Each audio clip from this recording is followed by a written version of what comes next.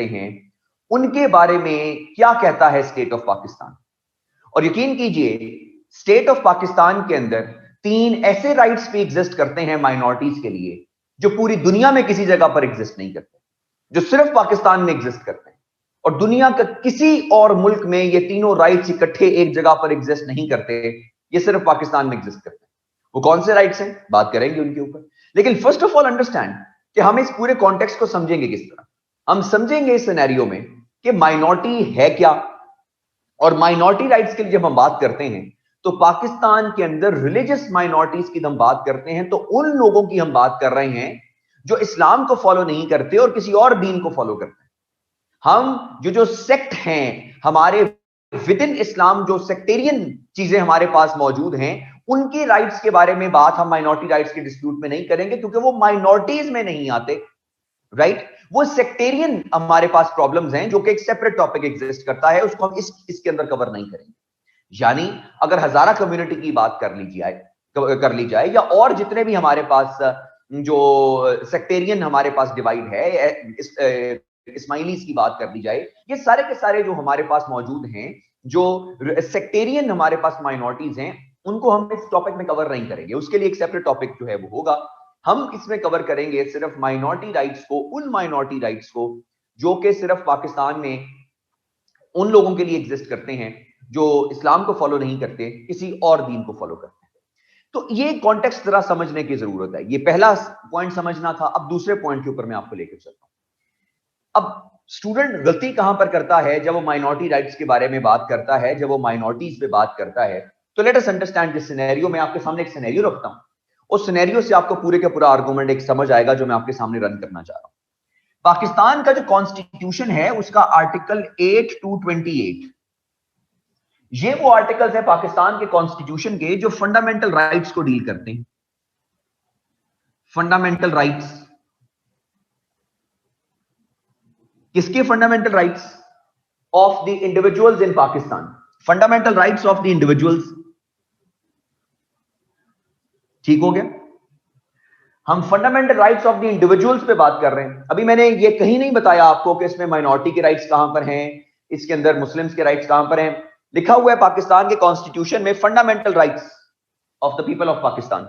कौन से हैं जी? आर्टिकल 8 से लेकर 28 तक के जो आर्टिकल्स हैं वो स्पेसिफिकली एग्जिस्ट करते हैं, फंडामेंटल राइट्स के articles of the individuals of the citizens of Pakistan, right. अगर मैं कहूं कि पाकिस्तान के अंदर 2 लोग हैं और इनके मैं रिलीजन पर बात ना करूं, तो क्या ये सारे के सारे राइट्स जो 8 to 28 हैं ये इन 2 लोगों को मिलेंगे? बिल्कुल मिलेंगे, क्योंकि 8 to 28 में तो ये कहीं नहीं लिखा हुआ कि ये मुस्लिम्स के राइट्स हैं या नॉन मुस्लिम्स के राइट्स हैं। इसका मतलब वहां पर लिखा हुआ है कि ये इंडिविजुअल के राइट्स हैं, ये लोगों के राइट्स हैं, ये सिटीजंस ऑफ पाकिस्तान के राइट्स हैं। और सिटीजंस ऑफ पाकिस्तान में नॉन मुस्लिम भी हैं, मुस्लिम भी हैं।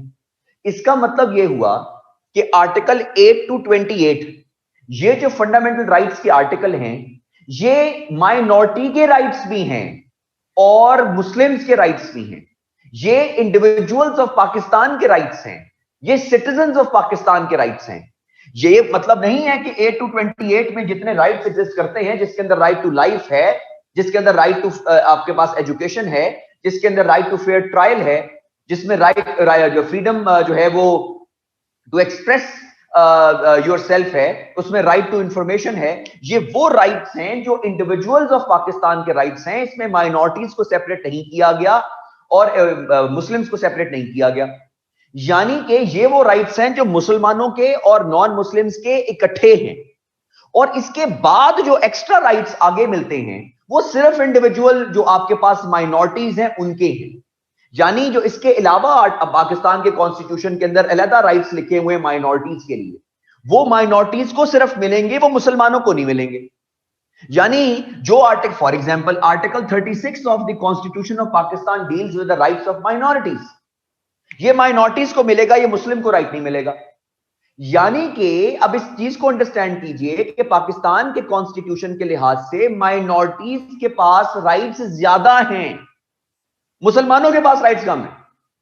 क्यों? उसकी रीजन ये है कि हमारे राइट्स तो यहां से लेकर यहां तक महदूद हैं, यहां से यहां तक महदूद हैं। ठीक हो गया। इसके बाहर के जो राइट्स हैं, जो एक्स्ट्रा राइट्स मिलते हैं, वहां पर स्पेसिफाई किया जाता है कि ये माइनॉरिटीज के राइट्स हैं। लेकिन 8 to 28 में ये मेंशन नहीं किया गया कि ये माइनॉरिटीज के हैं या किसी और के हैं, कहा गया है सिटीजन ऑफ पाकिस्तान के राइट्स। तो इसका मतलब ये हुआ कि माइनॉरिटीज के राइट्स जो हैं कंपैरेटिवली राइट्स जो आपके पास मुस्लिम्स के एग्जिस्ट करते हैं उससे ज्यादा हैं। अच्छा, क्या ये अनइक्वल डिस्ट्रीब्यूशन हुई है? नहीं, ये ज्यादती नहीं है, ये जरूरत है। अब जरूरत क्या है इसको अंडरस्टैंड करो। एक कॉन्सेप्ट होता है इक्वालिटी का, एक कॉन्सेप्ट होता है इक्विटी का। इक्वालिटी होती है बराबरी, इक्विटी होती है जरूरत के हिसाब से उस किसी को उसका हिस्सा दे दिया जाए जितनी उसको जरूरत है। मैं आपको एग्जांपल दे देता हूं। अब हम दो लोग मौजूद हैं कमरे के अंदर, दोनों भूखे, राइट, और हमारे पास दो रोटियां मौजूद हैं, एक मैंने खा ली और एक मेरे साथ जो मेरा दोस्त बैठा उसने खा ली। ये इक्वालिटी है, एक उसको मिल गई, एक मुझे मिल गई। अब हम दो लोग कमरे में बैठे हुए हैं, दो रोटियां हमारे पास मौजूद हैं, मैंने खाना खा लिया हुआ है, मेरे दोस्त को भूख है, अब वो दो रोटियां उसको मिल जाएंगी। ये इक्विटी है कि उसकी जरूरत के हिसाब से उसको वो चीज मिल जाए। मेरे साथ जाती नहीं हुई क्योंकि मेरी जरूरत ही नहीं थी। जब मेरी जरूरत ही नहीं थी तो मेरी उसको जितनी ज्यादा जरूरत थी उसको उसकी जरूरत दे दी गई, उसके मुताबिक पूरा कर दिया गया। कॉन्सेप्ट इक्विटी का होता है और इक्वालिटी का होता है। सिस्टम के अंदर आपको कभी कभार अनइक्वल डिस्ट्रीब्यूशन करनी पड़ती है कुछ ऐसे लोगों के लिए जिनको राइट्स नहीं मिल रहे होते प्रॉपर। अब let me give you example, एक और देख लें। आप ऐसा कर दें, कोटा सिस्टम खत्म कर दें पाकिस्तान से, यानी कि आप कहें कि बलोचियों के लिए कोई कोटा नहीं है, सिंधियों के लिए कोई कोटा नहीं है, खैबर पख्तूनख्वा वालों के लिए कोई कोटा नहीं है। सीएसएस के अंदर जनाब ओपन मेरिट पर तमाम के तमाम एलोकेशन होंगी। मुझे बता दीजिए एलोकेशन सबसे ज्यादा कौन लेकर जाएगा? पंजाब के लोग लेकर जाएंगे एलोकेशन, क्योंकि यहां पर आप म्यार तालीम की बात कर लें, यहां पे जो पासिंग रेशोस की बात कर लें, तो आप कहें कि नहीं जी वो जो पंजाब के लोगों को कम सीट्स देते हैं बाकियों को ज्यादा देते हैं, वो पास भी इतने नहीं होते, तो ये तो जाती है। नहीं, जाती नहीं, ये उन लोगों को राइट्स मिलने चाहिए, इसीलिए उनको वो राइट्स दिए जाते हैं। तो कभी कभार इक्वालिटी जो होती है वो ज्यादा हो जाती है, क्योंकि आपको फैसला इक्विटी की बेस पर करना पड़ता है। आपको कभी कभार इक्विटी की बेस पर चीजें करने की जरूरत होती है, और हम हर जगह इक्वालिटी को लेकर आते हैं। जरूरत के हिसाब से जो चीजें होती हैं वो राइट्स प्रोवाइड करना इक्विटी होता है। अब अगर आप जरूरत के हिसाब से प्रोवाइड नहीं करते, भाई बात ये है कि अब हम एक कमरे में, आपको एग्जांपल इसे सादी एग्जांपल और समझ लेते हैं, कोई और एग्जांपल हम इसके अंदर से ले आते हैं। दो लोग कमरे के अंदर मौजूद हैं, राइट, दो लोग कमरे के अंदर मौजूद हैं, या फॉर एग्जांपल इस तरह का हिसाब लगा लें कि मेरे पास एक मार्कर ये मौजूद है और दूसरा मेरे पास ये ग्रीन और ब्लैक मार्कर, ये हमारे पास दो मौजूद है, राइट, दो मार्कर मेरे पास मौजूद है, दो बंदे बैठे हुए, मार्कर उसने ले लिया, एक मार्कर मैंने ले लिया, इक्वालिटी हो गई। लेकिन एक मुझे मार्कर की जरूरत नहीं है, मैं वैसे आपको पढ़ा लूंगा, या अगर एक बंदा है दूसरा कहता है यार मुझे ग्रीन मार्कर चाहिए और एक ब्लू चाहिए, ब्लैक चाहिए, ये इक्विटी होगी कि मैं उसको दे दूं। इक्वालिटी होती है, एक मैं रखता एक वो रखता। तो कभी कभार राइट्स जो होते हैं वो इक्विटी की बेस पर देने की जरूरत होती है। सिस्टम के अंदर कभी कभार सप्रेस्ड क्लासेस को आपको उनकी जरूरत के मुताबिक राइट्स देने पड़ते हैं। चलें एक और एग्जांपल ले लेते हैं। एनएफसी अवार्ड है पाकिस्तान में, एनएफसी अवार्ड आता है। अब एनएफसी अवार्ड किस तरह डिस्ट्रीब्यूट होता है? अगर इक्वालिटी के बेस पर डिस्ट्रीब्यूट हो जाए, 100 रुपया है गवर्नमेंट के पास, वो 25 रुपए पंजाब को दे दे, 25 सिंध को दे दे, 25 बलूचिस्तान को दे दे और 25 खैबर पख्तूनख्वा को दे दे, ये तो जनाब बराबरी हो गई। लेकिन खैबर पख्तूनख्वा की जरूरतें फर्क हैं पंजाब से, सिंध की जरूरियात फर्क हैं, बलूचिस्तान की फर्क हैं। तो इसीलिए इक्विटी की बेस के ऊपर जो है वो डिस्ट्रीब्यूशन की जाती है कि जितनी जरूरत है। अब इसी पॉइंट को ले आइए यहां पर, जो राइट्स की बात हम करते हैं ना माइनॉरिटीज के लिए, वो हम इक्वालिटी ऑफ राइट्स की बात नहीं करते, हम इक्विटी ऑफ राइट्स की बात करते हैं कि माइनॉरिटीज को उनकी जरूरत के हिसाब से राइट्स दिए जाएं। अगर जो राइट्स, यहां पर तो इक्वालिटी है ना, देखें यहां पर तो इक्वालिटी है, 8 से 28 तक इक्वली मुसलमानों को भी मिल रहे हैं, इक्वली नॉन मुस्लिम्स को भी मिल रहे हैं। लेकिन आर्टिकल 36 ऑफ द कॉन्स्टिट्यूशन वैसा ऐसा कॉन्स्टिट्यूशन है, ऐसा आर्टिकल है जो सिर्फ नॉन मुस्लिम्स को मिल रहा है। क्यों? उनकी जरूरत ज्यादा है, इक्विटी। दूसरी पे आ जाए, 10 सीट्स जो हैं वो माइनॉरिटीज के लिए जो है वो नेशनल असेंबली के अंदर उन्होंने पक्की कर दी कि नेशनल असेंबली के अंदर 10 माइनॉरिटीज की जो सीट्स हैं ये उनका कोटा हो गया। इसका ये मतलब नहीं है कि जो बाकी 272 जनरल सीट्स हैं उस पर माइनॉरिटीज नहीं आ सकती, वो लड़ सकती हैं इलेक्शन इसके ऊपर। हो सकता है 272 के 272 पे माइनॉरिटीज ही जीत जाएं, जनरल इलेक्शन है ना। लेकिन जो अगली 10 सीटें होंगी जो कोटे की हैं उस पर फिर मुस्लिम नहीं आ सकते, क्योंकि वो कोटा मखसूस ही माइनॉरिटीज के लिए, उस पर भी माइनॉरिटीज ही आएंगी। राइट, एक और एग्जांपल ले लें, एफपीएससी के अंदर 10% कोटा होता है लड़कियों के लिए, खवातीन के लिए 10% कोटा है। एंड के ऊपर फॉर एग्जांपल 10 सीटें बच गई हैं, 10 सीटें बच गई हैं, 10 लड़के पास हैं, 10 लड़कियां पास हैं। इक्वालिटी क्या हो, बराबर बराबर मिल जाए जनाब, लेकिन क्योंकि कोटा सिस्टम हुआ है वो 10 की 10 लड़कियों को मिल जाएगी, लड़कों को नहीं मिलेंगी। तो बात यह है कि सिस्टम के अंदर कभी कभी आपको अनइक्वल डिस्ट्रीब्यूशन करनी पड़ती है किसी एक स्पेसिफिक क्लास को, किसी एक स्पेसिफिक सेगमेंट को उसके राइट्स देने के लिए। माइनॉरिटीज का भी यही मसला है पाकिस्तान के अंदर कि हम माइनॉरिटीज के लिए हमेशा से इक्वल राइट्स की बात करते हैं कि ये माइनॉरिटीज को इक्वल राइट्स मिलने चाहिए। और भाई इक्वल राइट्स तो दे दिए हैं कॉन्स्टिट्यूशन ने 8 से 28 तक। हमें इक्विटी ऑफ राइट्स पर बात करनी है माइनॉरिटीज के लिए कि जितनी उनकी जरूरत है उसके हिसाब से उनको राइट्स प्रोवाइड किए जाए। यानी ये तो मिल ही रहे हैं उनको 8 to 28, इसके अलावा जो उनको जरूरत है उसको भी पूरा किया जाए। आप कहेंगे जनाब ये तो फिर जाती हो जाएगी, मुसलमानों के साथ जाती नहीं हो।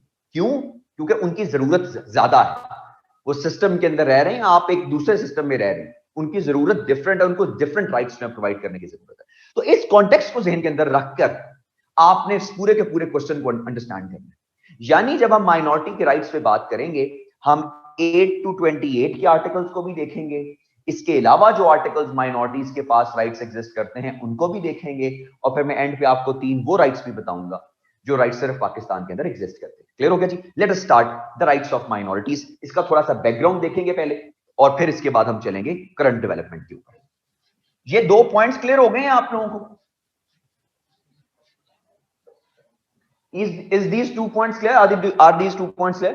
ये क्लियर है जी? अब चलें जी।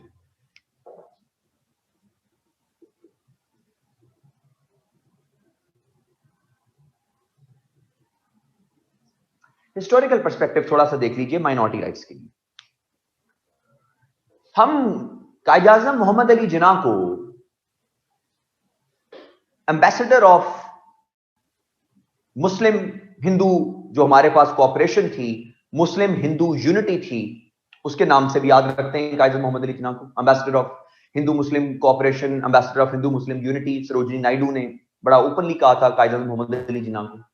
लेकिन कायद-ए-आज़म मोहम्मद अली जिन्ना की एक ऐसी बात जिसको बहुत से लोग उनको हाईलाइट नहीं करते, वो आर्गुमेंट ये है कि Quaid-e-Azam Mohammad Ali Jinnah is also the ambassador of minority rights.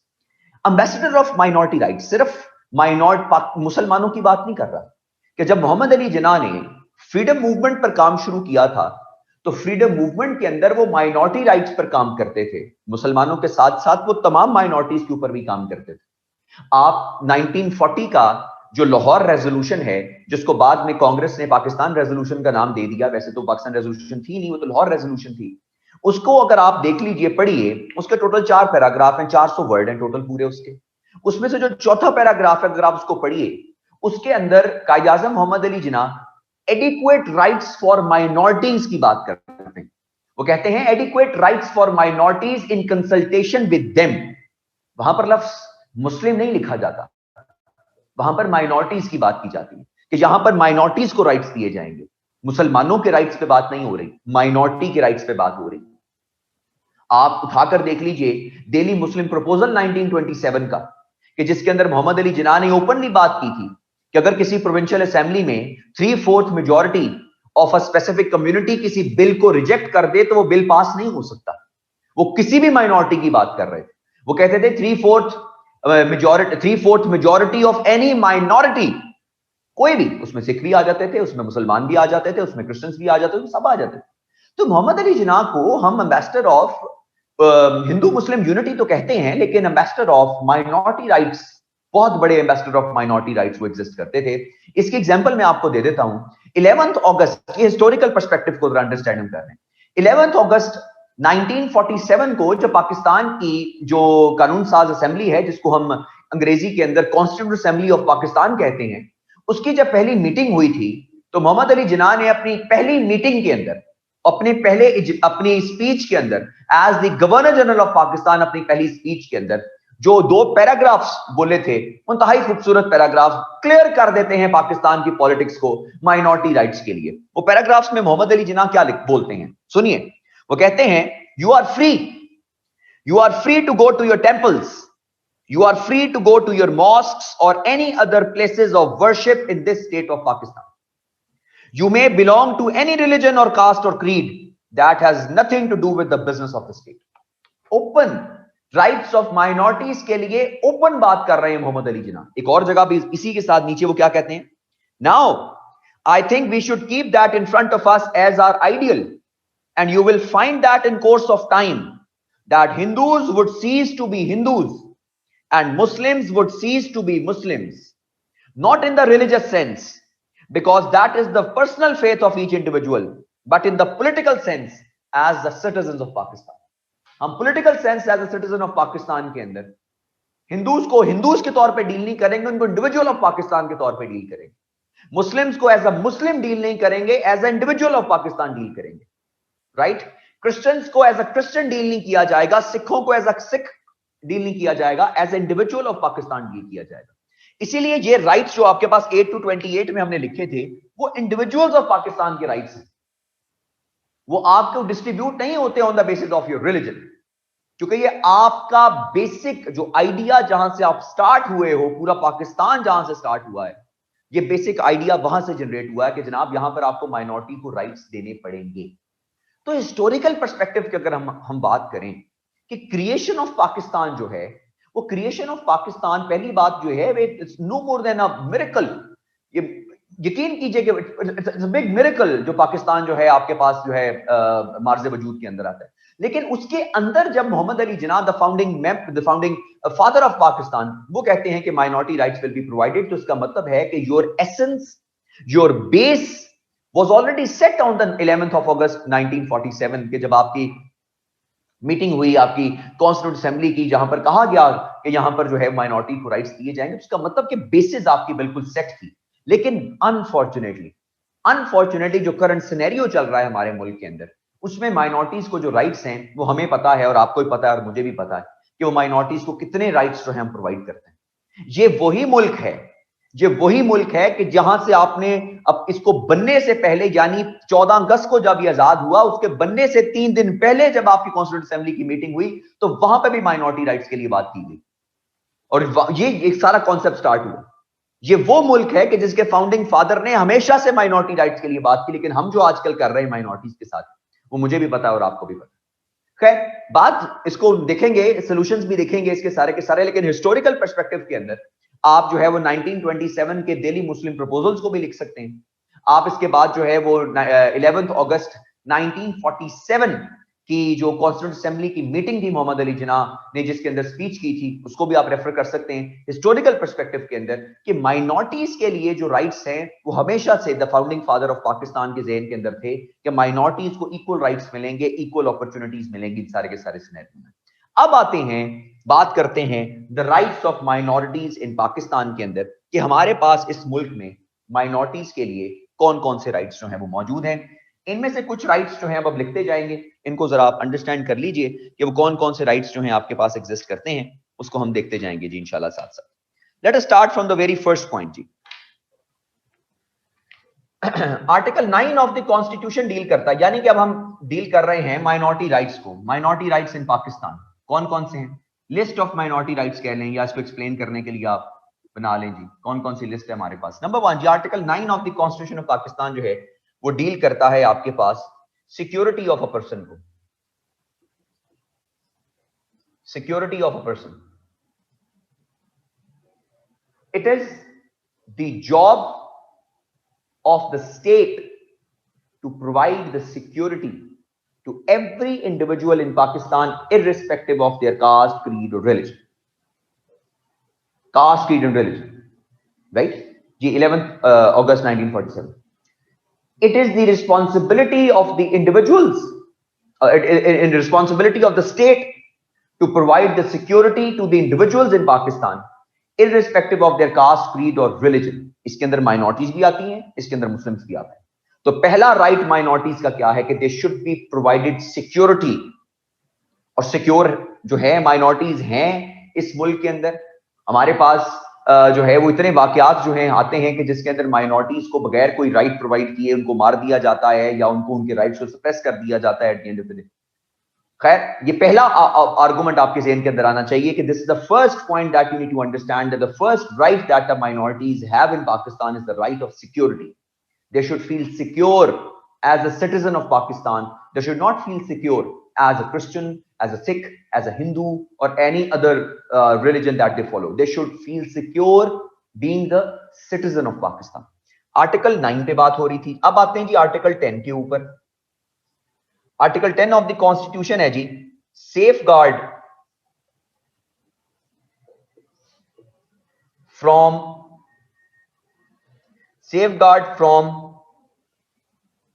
arrest or detention. Safeguard from arrest or detention. आपको बगैर किसी वजह के अरेस्ट नहीं किया जा सकता. और अगर आपको अरेस्ट कर लिया गया है तो विद इन 24 आवर्स ये आपका राइट है कि आपको किसी अदालत में पेश किया जाए. 24 घंटे के अंदर अंदर आपको अदालत में पेश किया जाए. अगर आपको अरेस्ट करने के 24 घंटे के अंदर अंदर आपको अदालत में पेश नहीं किया जाएगा तो आप ये राइट्स आपके राइट्स की वायलेशन या आपके राइट्स की वायलेशन. इसमें तमाम भी आते हैं, इसमें नॉन मुस्लिम्स भी आते हैं, इसमें मुस्लिम्स भी आते हैं. राइट. तो पहली बात ये है कि इलीगल अरेस्ट और डिटेंशन जो है, इलीगल अरेस्ट और डिटेंशन, वो सिर्फ एक कंडीशन ऐसी है कि जिसके अंदर आपको बगैर वारंट के अरेस्ट किया जा सकता है. बगैर वारंट के वो सिनेरियो है कि जब आपकी वजह से नेशनल सिक्योरिटी को कोई मसला हो, आपकी वजह से, मतलब आपकी प्रेजेंस से, या आप कोई फॉर एग्जांपल इश्तिहारी हो गए, करार दे दिया गया है आपको, या कोई भी मसला हो गया है आपका, किसी वजह से आपका जो है आपकी प्रेजेंस जो है वो नेशनल सिक्योरिटी को जो है चैलेंज कर रही है, तब जो है आपको बगैर वारंट के अरेस्ट किया जा सकता है. वो भी ज्यादा देर के लिए नहीं, वो भी एक स्पेसिफिक टाइम जो है वो कानून के अंदर लिखा गया है कि इतने स्पेसिफिक टाइम के लिए आपको अरेस्ट किया जा सकता है, ज्यादा देर के लिए अरेस्ट नहीं किया जा सकता. वो मैक्सिमम जो टाइम है वो 3 माह का रखा गया है कि मैक्सिमम भी आपको जो डिटेन किया जा सकता है वो 3 मंथ्स के लिए डिटेन किया जा सकता है. लेकिन बात करने की ये है कि इलीगल अरेस्ट और डिटेंशन जो है according to article 10 of the constitution जो है वो प्रोहिबिटेड है और आपको अरेस्ट नहीं किया जा सकता. अगर वो कर भी लें किसी वजह से और आपको वारंट्स उनके पास हैं अरेस्ट करने के, तो कोई क्राइम आपने कमिट किया है वो आपको अरेस्ट कर सकते हैं. लेकिन ये आपका राइट है, इवन दो आप क्रिमिनल हैं, एक्यूज्ड हैं, आप अक्यूज्ड हैं, क्रिमिनल नहीं है, एक्यूज्ड हैं, तो इसका मतलब आपका राइट है कि विद इन 24 आवर्स आपको किसी अदालत के अंदर पेश किया जाए. अगर इतवार का दिन भी मौजूद है तो तब भी पेश किया जाए. मतलब आपको 24 घंटे के अंदर अंदर जो है पेश किया जाए एक अदालत के अंदर, ताकि आपका रिमांड ले लिया जाए कि आपको लीगली तौर पे जो है वो अरेस्ट कर सकें, डिटेन कर सकें 3 दिन का, 5 दिन का, 7 दिन का, कि जिसके अंदर वो फॉर एग्जांपल आपको वो जो है वो इन्वेस्टिगेट कर सकते हैं. वो राइट उनको लेना पड़ेगा अदालत से जाकर. ये होता है आर्टिकल 10 सेफगार्ड फ्रॉम अरेस्ट और डिटेंशन. आर्टिकल 10A ये आता है राइट ऑफ फेयर ट्रायल.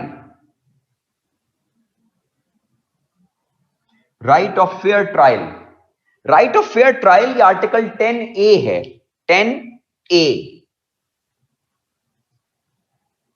ये 10A आपको खुद ही पता चल जाएगा 10A, क्योंकि ये अमेंडमेंट हुई थी पाकिस्तान के कॉन्स्टिट्यूशन के अंदर. 18th अमेंडमेंट हुई थी पाकिस्तान के कॉन्स्टिट्यूशन में. आर्टिकल 10A तब ऐड हुआ था पाकिस्तान के फंडामेंटल राइट्स के अंदर.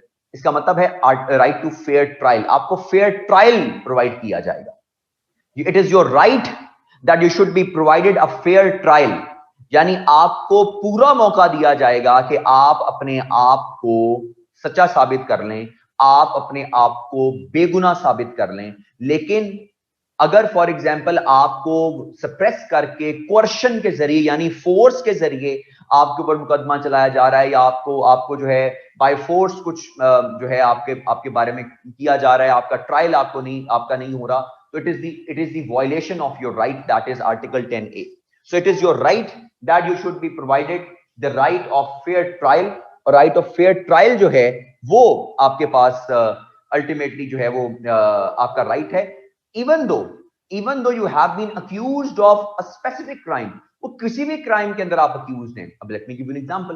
पाकिस्तान के अंदर ये फेयर ट्रायल का कॉन्सेप्ट एग्जिस्ट करता है कि आपको अगर निचली अदालत से कोई सजा मिल गई है, तो यानी आपको निचली अदालत से सजा मिल गई है, आप ऊपर जा सकते हो, ट्रायल कोर्ट से ऊपर आ सकते हो, ट्रायल कोर्ट से ऊपर आ गए हो, फिर आपकी सजा बरकरार हुई है, हाई कोर्ट में आ जाओ, हाई कोर्ट से सजा बरकरार हो गई है, सुप्रीम कोर्ट में चले जाओ, सुप्रीम कोर्ट ने भी आपकी सजा को बरकरार रखा है, आप प्रेसिडेंट ऑफ पाकिस्तान के सामने रिक्वेस्ट कर सकते हो, पार्डन की रिक्वेस्ट कर सकते हो, माफी की रिक्वेस्ट कर सकते हो। ये सारे राइट्स जो है वो आपको प्रोवाइड किए जाएंगे।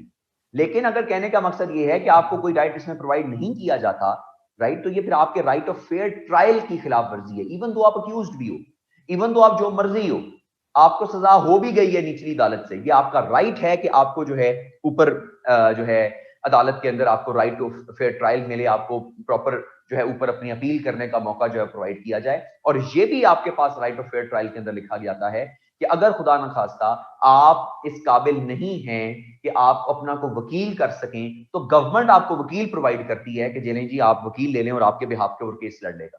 ये आपका राइट ऑफ फेयर ट्रायल है इन एनी केस। आप जिस मर्जी जुर्म के अंदर जो है आपको गिरफ्तार किया गया है, it is your right that you should be given a fair trial. 3 हो गया जी। चौथे नंबर पे आ जाएं, हमारे पास नेक्स्ट पॉइंट है जी प्रोटेक्शन अगेंस्ट, आर्टिकल 12 पे आ जाएं, protection against retrospective punishment.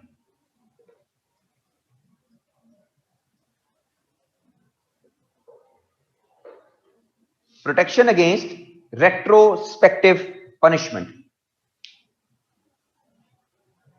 Protection against retrospective punishment. ये रेट्रोस्पेक्टिव पनिशमेंट क्या होती है? एनीवन जी, व्हाट इज रेट्रोस्पेक्टिव पनिशमेंट? किसी को आइडिया हो, किसी को पता हो, ये रेट्रोस्पेक्टिव पनिशमेंट क्या होती है? क्रूअल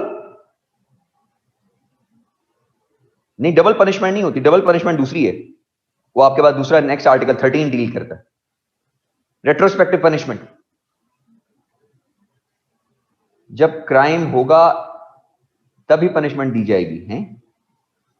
जब क्राइम होता तभी पनिशमेंट दी जाती है यार, कि पहले ही दे देते हैं पनिशमेंट को। पनिशमेंट, रेट्रोस्पेक्टिव पनिशमेंट का मतलब होता है कि आपको, सुन लें, आपको जी बिल्कुल ऐसे ही कि you can not be given a punishment, you can not be given punishment for the act that you cannot be given the punishment for the act that you committed when it was not a crime। जब वो crime नहीं था कोई act ऐसा, तो उसके ऊपर आपको सजा नहीं दी जा सकती। फॉर एग्जाम्पल इमेजिन कर लीजिए, आप आज इशारा तोड़ दें जी, आप वो सड़क पे लगा हुआ, ठीक है जी, आप इशारा तोड़ के निकल गए हैं और ये अभी क्राइम नहीं है, इस पे कोई सजा नहीं है, इस पे चलान नहीं है। अब जी कल से उन्होंने लॉ बना दिया कि जनाब ये चलान होगा जनाब जो इशारा तोड़ के जाएगा। अब इसके ऊपर ये नहीं होगा कि जनाब आपने कल इशारा तोड़ा था तो आज आप उसका चलान पे करेंगे, नहीं, ऐसा नहीं होगा। तो जिस टाइम आपने वो एक्ट कमिट किया है, अगर उस टाइम वो क्राइम है तो तभी आपको सजा मिलेगी, वरना आपको सजा नहीं मिल सकती।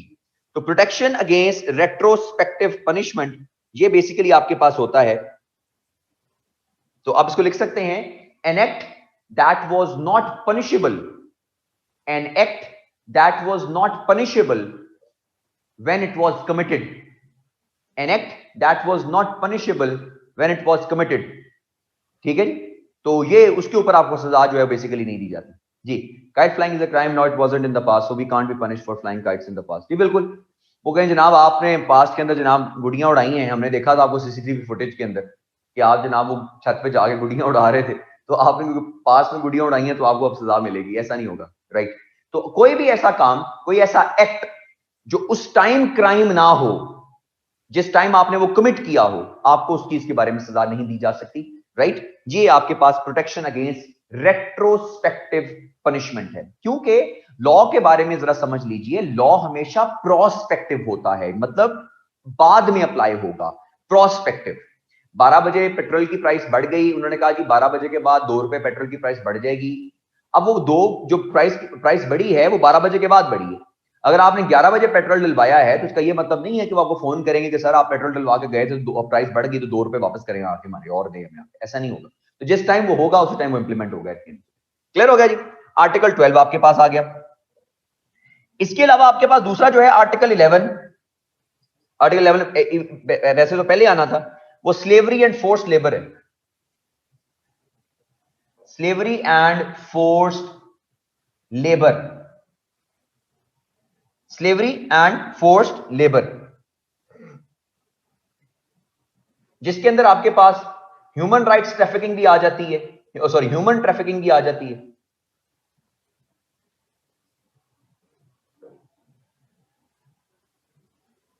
ह्यूमन ट्रैफिकिंग भी आ गई आपके पास। और इसी के अंदर भी स्लेवरी एंड फोर्स्ड लेबर, इसी में लिखा हुआ है कि no child under the age of 14 years, no child under the age of 14 years can be जो है वो मेड हाउस हेल्प, या उसको काम पे नहीं लगाया जा, उसको जो है वो नौकरी पे नहीं लगाया जा सकता, और अगर कोई रखेगा वो वायलेशन करेगा लॉ। 14 साल से कम उम्र बच्चे को, you can not have a child less than 14 years of age as your house help या as anyone, जो कि आप उसको जो है फोर्स लेबर नहीं करवा सकते उससे, और जो उसकी वायलेशन करेगा, जो उसको ऐसा करेगा वो उसकी वायलेशन करेगा। तो ये आपके पास article 11 slavery and force labour, और आपके पास ये इसके अंदर बकायदा तौर पे आर्टिकल में लिखा हुआ है any child below the age of 14 years, 14 year से नीचे जो है वो नहीं आ सकता आपके पास। ठीक हो गया जी? आर्टिकल 9, 10, 10A, 11, 12, आर्टिकल 13 आ जाते हैं जी। इवन इफ वी पे their parents, you can not justify the act कि भाईजान आप पैसे देते हैं तो इसका मतलब ये है कि जनाब आप ठीक काम कर रहे हैं। आप सूद लें और सूद लेके करें क्या?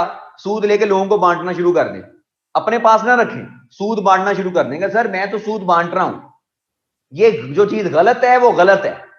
वो उसके बाद आप जो मर्जी कर रहे हैं उस पैसे से, राइट, तो वो अल्टीमेटली आपके पास वो गलत ही चीज है, आप जस्टिफाई नहीं कर सकते at the end of the day किसी चीज को, जो गलत है वो गलत, कि जी ये चीज तो सर वो ठीक है, वो सोर्स तो उसका गलत है, लेकिन सर देखिए मैं आगे तो बड़ा अच्छा काम कर रहा हूं, राइट। तो ये बेसिकली हमारे पास एग्जिस्ट करता है, कॉमन तो है सोसाइटी के अंदर, लेकिन बात करने की ये है कि हमारे माशरे के अंदर कुछ ऐसी चीजें भी एग्जिस्ट करती हैं, कुछ ऐसी माशरे में भी चीजें एग्जिस्ट करती हैं जिसके बारे में लोगों को अवेयरनेस ही नहीं है कि यार ये गलत है, हमें पता ही नहीं है।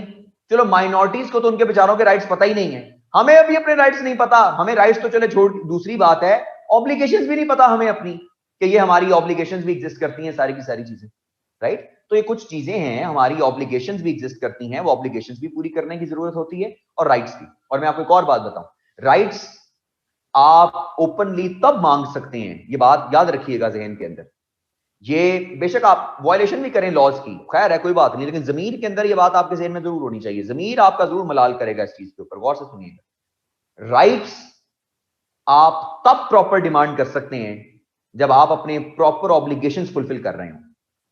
If you are not properly fulfilling your obligations, you don't have any rights कि आप राइट्स को मानना शुरू कर देंगे, जनाब राइट्स हमें आप दे दें। ऑब्लिगेशन को छोड़ें सर, ऑब्लिगेशन नहीं पूरी करनी हमने, राइट्स जो हैं वो हमारे होने चाहिए पूरे eight the end of the day. आपके राइट्स आपको तब मिलेंगे, ये आपका हक भी है, आपके राइट्स आपको तब मिले जब आप उसके साथ साथ अपनी ऑब्लिगेशंस भी पूरी कर रहे हैं। और अगर आप अपनी ऑब्लिगेशंस पूरी नहीं कर रहे और सिर्फ बैठ के खा रहे हैं और अपने राइट्स को मांग रहे हैं, तो इसका मतलब ये है कि ये भी आप वायलेशन कर रहे हैं। बेशक आप मांगते रहें, कोई अब कहेगा कुछ भी नहीं, लेकिन अंदर खाते पता होगा आपको कि मैं गलत कर रहा हूं ऐसे जी। Obligation as a citizen of Pakistan, ये हमारी ऑब्लिगेशन है as a citizen of Pakistan, कि कोई चीज हमारे पास जो हमारी पावर के अंदर आती है, जो हम कुछ जिसके बारे में कुछ कर सकते हैं उसके बारे में करें। हमने कल वाटर इश्यूज के बारे में पढ़ा था, ये हमारी ऑब्लिगेशन है। हम पढ़े लिखे लोग हैं, आप पढ़े लिखे इंडिविजुअल्स हैं, ये कोई आपके जो है वो कम से कम आपने 14 जमातें तो पढ़ी ना यार, इसलिए तो सीएसएस कर रहे हो। ये आपकी और मेरी ऑब्लिगेशन है कि जहां पे कोई चीज गलत हो रही है, हमारे पास इतनी पावर है कि हम उसको रोक सकते हैं, उसको कह सकते हैं, बता सकते हैं कि ये चीज गलत है।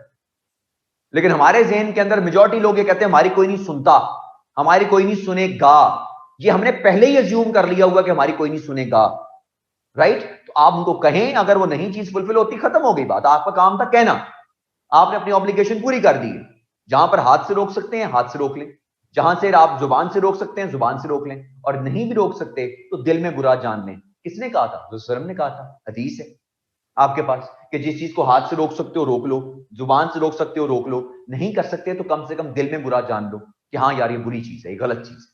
तो हम अपनी ऑब्लिगेशंस को फुलफिल नहीं करते और हम सबसे आगे होते हैं राइट्स लेने के लिए कि जनाब हमारे राइट्स हमें दे दें, अपनी ऑब्लिगेशंस तो हमने पूरी नहीं करनी। राइट्स आपको तब मिलेंगे सारे पाकिस्तान को जब अपनी अपनी ऑब्लिगेशंस पूरी कर रहे होंगे। और हर बंदे को अंदर खाते पता होता है, मुझे भी पता है और मेरा ख्याल है बाकी पूरे पाकिस्तान को भी पता होगा कि कितनी ऑब्लिगेशंस हम फुलफिल करते हैं as a citizen of Pakistan. और as a citizen of Pakistan अपनी ऑब्लिगेशंस तब जब हम फुलफिल करेंगे तब हमारा पूरा राइट है निकल के हम अपना जो है राइट मांगे।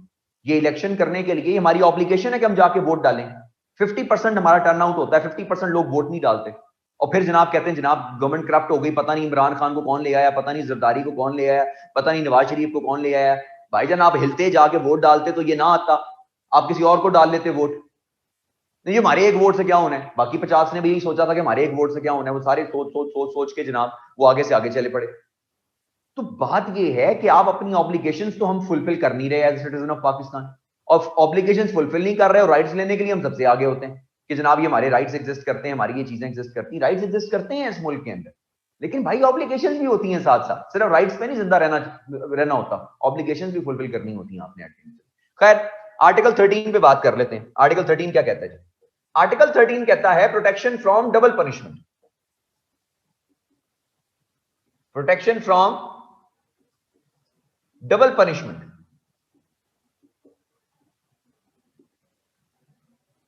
इसको लीगल जुबान में डबल जोपर्डी भी कहते हैं। Double jeopardy, JEOPARDY, double jeopardy. तो डबल जोपर्डी का मतलब क्या है? डबल पनिशमेंट का मतलब क्या है कि you can not be given punishment for the same crime twice. आपको एक क्राइम की दो दफा सजा नहीं मिल सकती। अगर आपको एक दफा सजा मिल गई है तो आपको वो दोबारा सजा उसकी नहीं मिल सकती।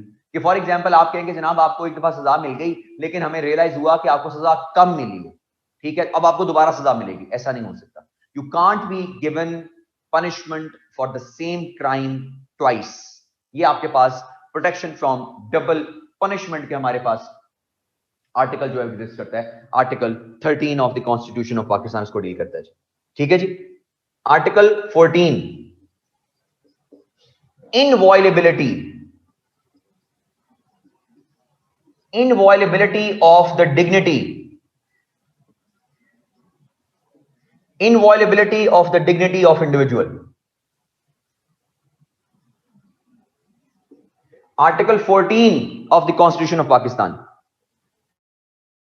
अब आपको ये चीज आर्टिकल समझ लग के आपको जी in some offences fine and imprisonment is imposed, is it considered? No, उसको तो लॉ में लिखा हुआ है कि फाइन भी इंपोज हो सकता है और पनिशमेंट भी इंपोज हो सकती है, या दोनों इंपोज हो सकती हैं। ये लॉ में लिखा हुआ होगा। अगर लॉ में लिखा हुआ है तो फाइन और पनिशमेंट दोनों इंपोज होंगी। अगर लॉ में नहीं लिखा हुआ तो एक चीज इंपोज होगी। ये लॉ में लिखा होगा। अगर लॉ में नहीं लिखा हुआ तो फिर आपको डबल पनिशमेंट नहीं मिल सकती। लॉ में लिखा हुआ है तो फिर आपको लॉ के मुताबिक पनिशमेंट मिलेगी। Article 14, inviolability of the dignity of individual.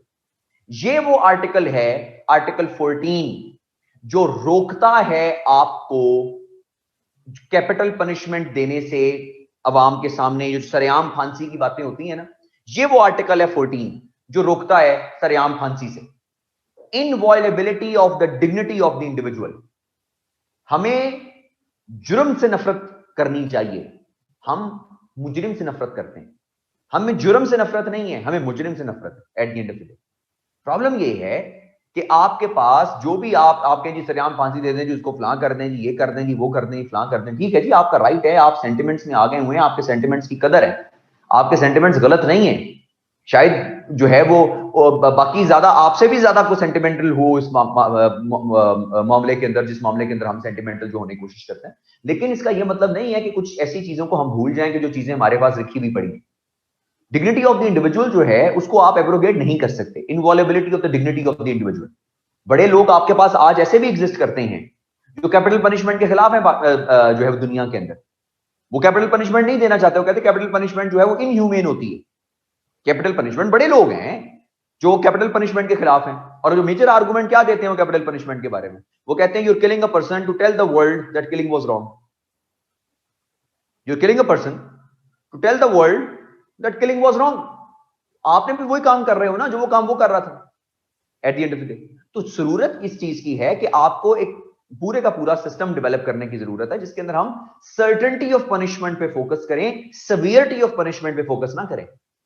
Severity होनी चाहिए कुछ जो है वो चीजों के लिए, कुछ जुर्म ऐसे होते हैं जिनमें सवियर सजा की जरूरत होती है, लेकिन वो सवियर जो सजा होती है वो तब काम करेगी एज अ डिटरेंट जब सर्टेनिटी ऑफ पनिशमेंट भी होगी साथ, कि ये सर्टेन है कि आपको सजा मिलेगी मिलेगी। आप जितने मर्जी ताकतवर हैं, आप जितने मर्जी पावरफुल हैं, आपके पास जितना मर्जी पैसा है, आपको आपके जुर्म की सजा मिलेगी ही मिलेगी। ये ज्यादा बड़ा डिटरेंस है, ये ज्यादा बड़ा डिटरेंस है आपके पास एनडीएम मिलेगी। जी क्या जी, प्लीज आंसर क्या करना है जी मैंने?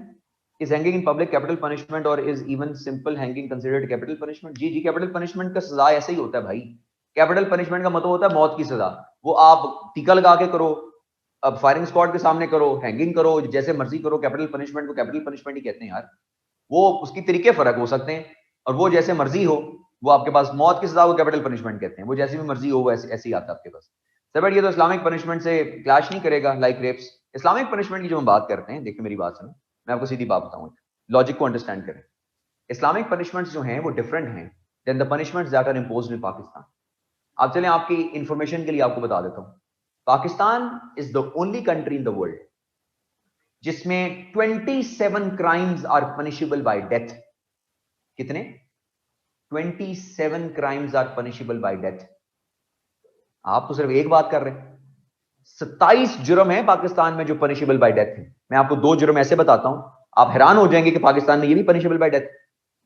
अगर आप रेलवे की जमीन पर कब्जा करते हैं ना तो आपको डेथ पेनल्टी है। रेलवे की जमीन पर कब्जा करें, डेथ पेनल्टी है आपको। आप हाईवे पे डकैती करें, डेथ पेनल्टी है आपको। लो जी, और बताएं। 27 crimes punishable by death in Pakistan. दुनिया में इतने किसी मुल्क में एग्जिस्ट नहीं करते, इतने पाकिस्तान में एग्जिस्ट करते हैं। क्या हमारे मुल्क के अंदर जनाब ये खत्म हो गई चीजें? क्या रेप्स नहीं होते? क्या जमीनों पे कब्जे नहीं होते? क्या डकैतियां नहीं होती? मसला कहां है? मसला ये है कि कन्विक्शन रेट बहुत थोड़ा है। कन्विक्शन रेट बहुत थोड़ा है रेप केसेस में। मैं आपको बात बता दूं, आप हिस्ट्री उठाकर देख लीजिए रेप केसेस की पाकिस्तान के अंदर 3% कन्विक्शन रेट है। 3%, 3% conviction rate of rapes in Pakistan. 100 crimes हो तो 3 को सजा मिलती है, 97 छुट जाते हैं। ये असल फसाद की जड़ ये है कि आपके मुल्क में जो प्रॉब्लम है सारी की सारी वो एग्जिस्ट करती है आपके पास ये सर्टेनिटी ऑफ पनिशमेंट के ऊपर। सवियरिटी तो है, सवियरिटी तो एग्जिस्ट करती है। रेप क्या आर्टिकल सेक्शन 376 कहता नहीं है कि अगर कोई बंदा रेप के अंदर इन्वॉल्व है उसको फांसी दे दो? कहता है, सजा मौजूद है पाकिस्तान में फांसी की। तो पर क्यों हो रही है सारा कुछ ये? इसलिए क्योंकि भाई 3% कन्विक्शन रेट है। यही कन्विक्शन रेट होता ना 80-85%, तो फिर पता चलता कि जनाब यहां पे क्या होता। जब 80-85% कन्विक्शन रेट होता फिर भी कोई जुर्म करता तो फिर आप कहते कि जनाब सरेआम लटका दो उसको, कि इतना बड़ा जुर्म इसने किया, इसको पता भी है कि जुर्म करोगे तो ये सजा मिलेगी। पिछले देखो 80 लोगों को टांग दिया हमने, फिर भी नहीं डरा ये बंदा, इसको तो अब सरेआम टांगो ताकि सबको पता चले। असल रौला आपके पास मुल्क में कन्विक्शन रेट का है। सजा तो ऑलरेडी मौजूद है। आपने क्या ज़ैनब मर्डर केस के अंदर सजा नहीं दिलवाई इमरान नाम के बंदे को? क्या 6, 7, 8 महीनों में आपने पूरा ट्रायल नहीं खत्म करवा दिया उसका? हमने प्रेशर दिलवा के 7, 8 महीनों में पूरा ट्रायल खत्म करवा दिया हमने उसका, फांसी उसको हो गई। क्या हमारे मुल्क में क्राइम खत्म हो गया? नहीं हुआ। बड़े लोग जनाब रौला डालते हैं कि अच्छा जी वो इंडिया के अंदर वो बस के अंदर एक बच्ची के साथ, लड़की के साथ जाती हुई थी तो उनके मुजरिमों को फांसी दी। आपको पता है 2011-12 का इंसिडेंट है, 2020 में जाके सजा हुई 8 साल के बाद। 8 साल के बाद सजा हुई उनको। उनका जुडिशियल सिस्टम इस किस्म का जुडिशियल सिस्टम है। 8 साल के बाद सजा हुई उनको। और पाकिस्तान के अंदर मैं ये नहीं कह रहा कि इसको सजा को खत्म कर दें, मैं कब कह रहा हूं सजा को नहीं होना चाहिए, सजा तो होनी, ये सवियर जुर्म है, इसकी सवियर सजा होनी चाहिए। लेकिन मैं कह रहा हूं कि सजा सवीर होने का कोई फायदा ही नहीं है कि जब आपके पास कन्विक्शन रेट ही बहुत थोड़ा है। आपके पास कन्विक्शन रेट भी उतना होना चाहिए, फिर आपकी सजा जो है वो डिटरेंस में बदलती है, डिटरेंस में क्रिएट होती है।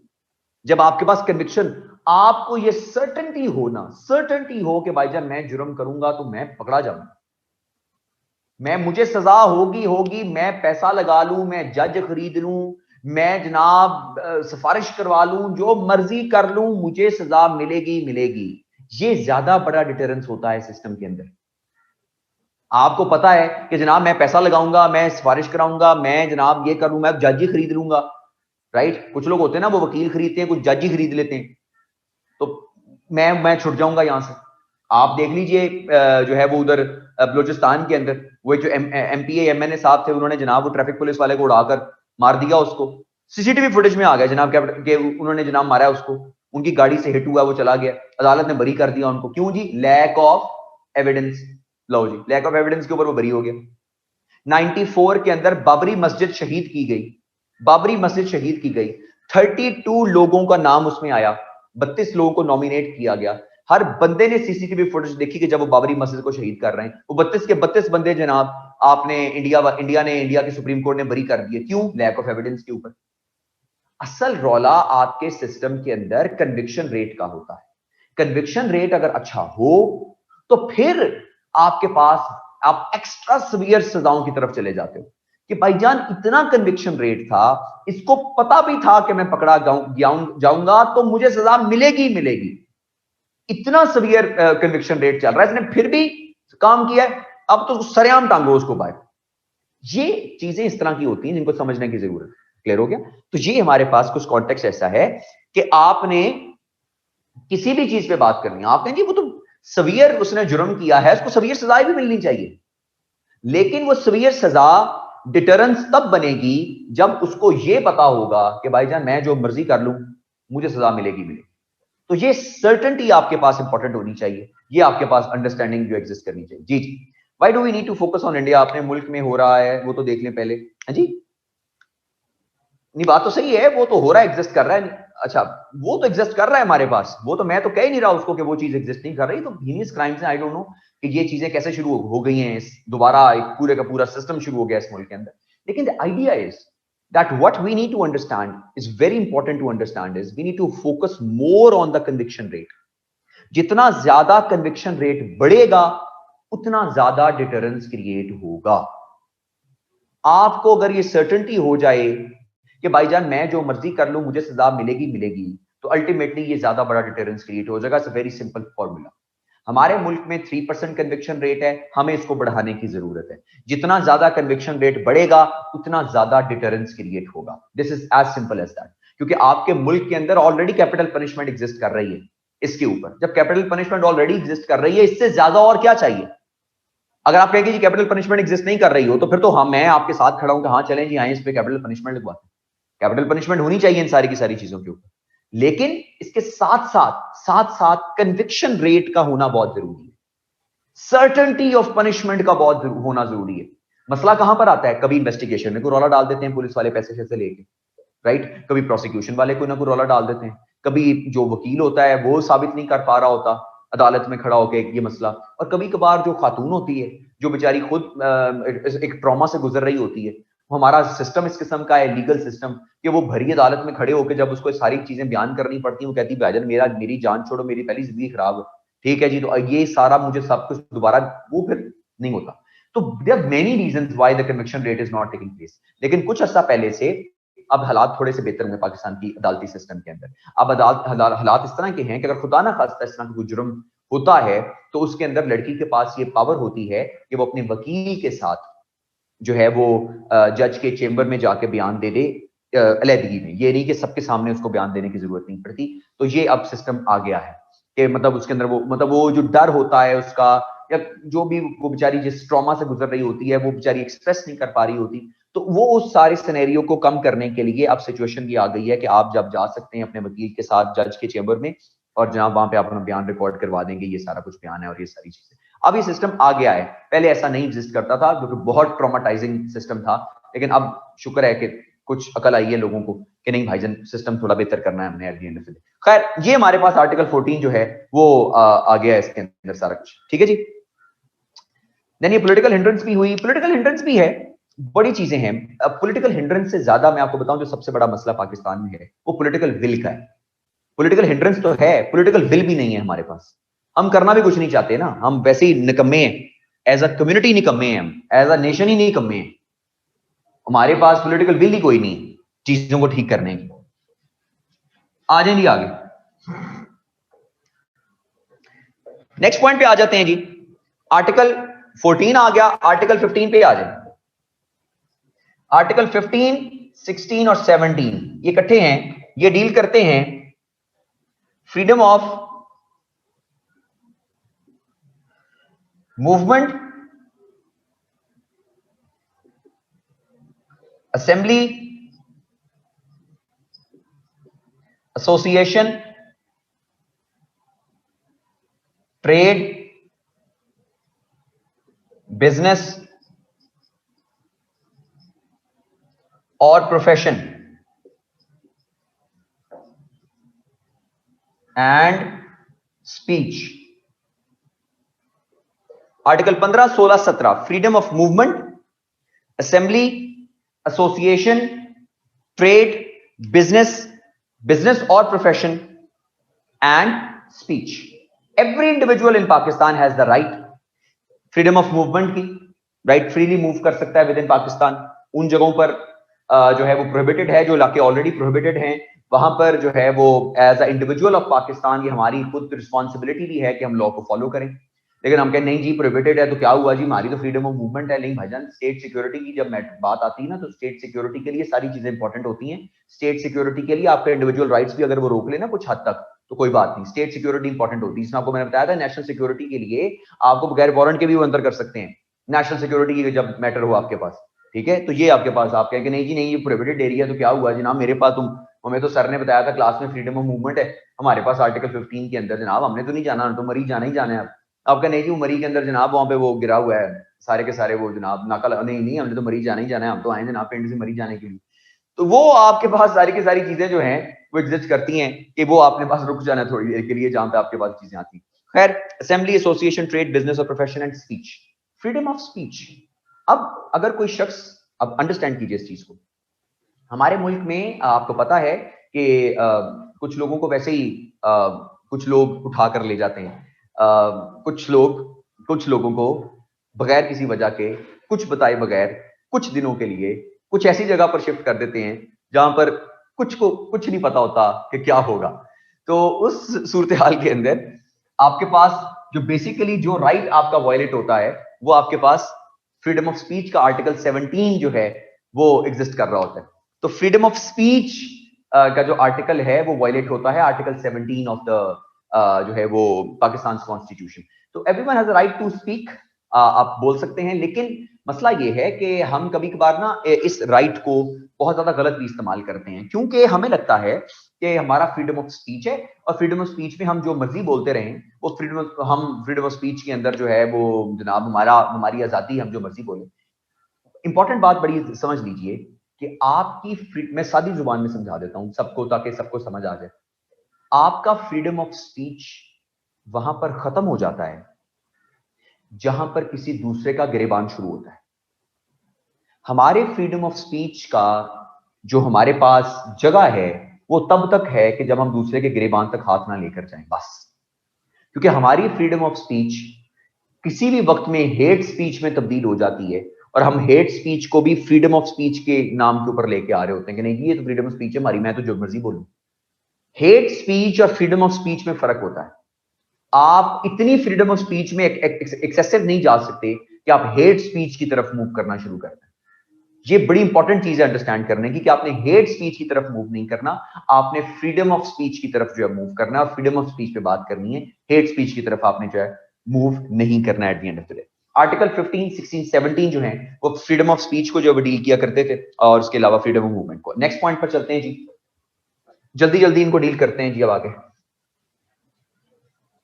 जरा इंपॉर्टेंट आर्टिकल्स आगे आ रहे हैं, ये जरा ना आपने मेमोराइज कर लेने हैं, बड़े इंपॉर्टेंट आर्टिकल्स हैं अंडरस्टैंड करने के लिए। अब हमारे हैं आर्टिकल 18 के ऊपर। 15, 16, 17 है और 18 बीसी के अंदर आता है। हाँ जी, 18 बीसी में आता है। फ्रीडम ऑफ जो आपके पास ट्रेड एंड बिजनेस है वो 18 के अंदर आपके पास आता है। 15, 16, 17, 18। अब आते हैं आर्टिकल 19 के ऊपर। आर्टिकल 19 के ऊपर हमारे पास आता है right of 19A, sorry, right of information.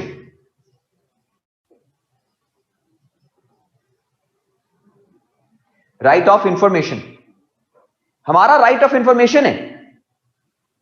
Understand करेंगे। Your personal liberty to move your arm ends where your nose my nose begins. वाह वाह वाह मुस्तफा साहब, क्या बात है।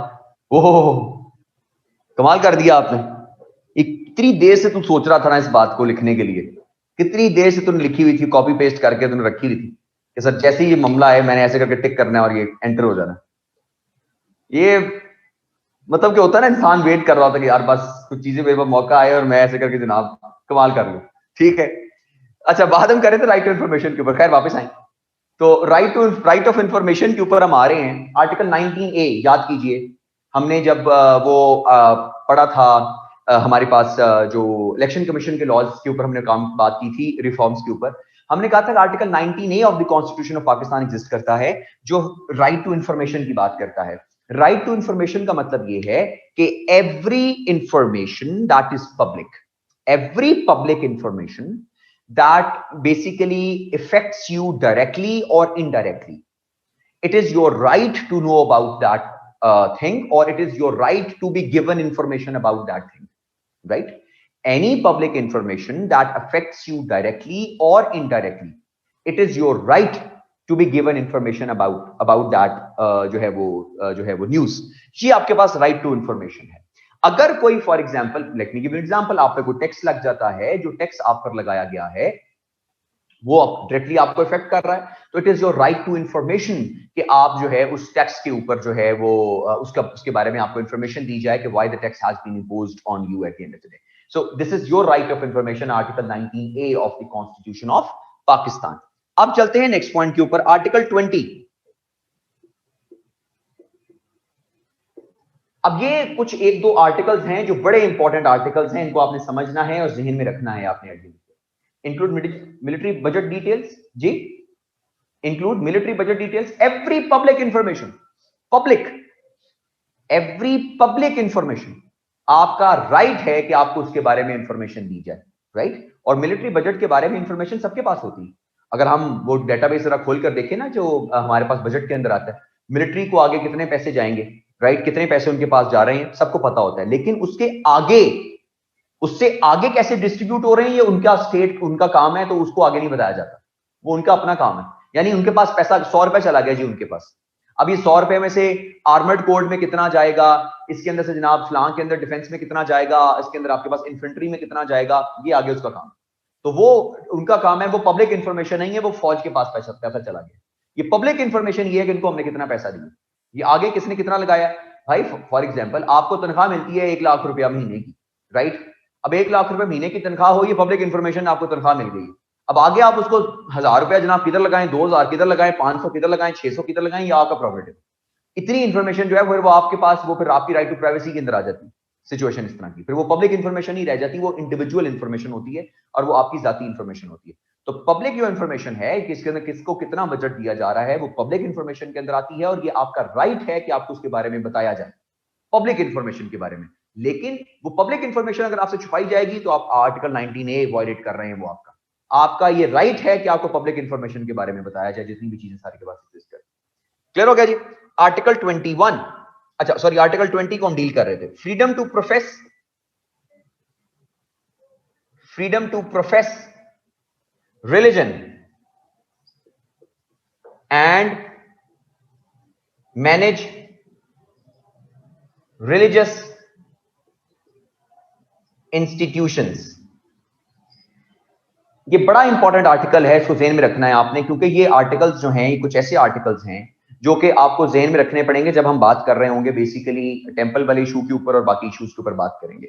Article 20, freedom to profess religion. Profess का मतलब क्या होता है, कुछ लोग समझते हैं प्रोफेस का मतलब होता है प्रैक्टिस करना, हाँ प्रैक्टिस करना भी आता है, लेकिन असल जो मतलब आता है लीगल टर्म्स में, वो प्रोफेस का मतलब होता है कि you have the right to show your inclination towards something, you know, you have a right to show your inclination, your tilt towards something. वो आपके पास आ जाता है right to profess के अंदर, कि आपके पास profess उसके अंदर, preach नहीं है, preach is not under profess, profess में preach नहीं आता, profess is that you can practice legal terms में, and profess is that you can show your inclination, you can show your tilt towards a specific जो situation है उसको profess करते हैं।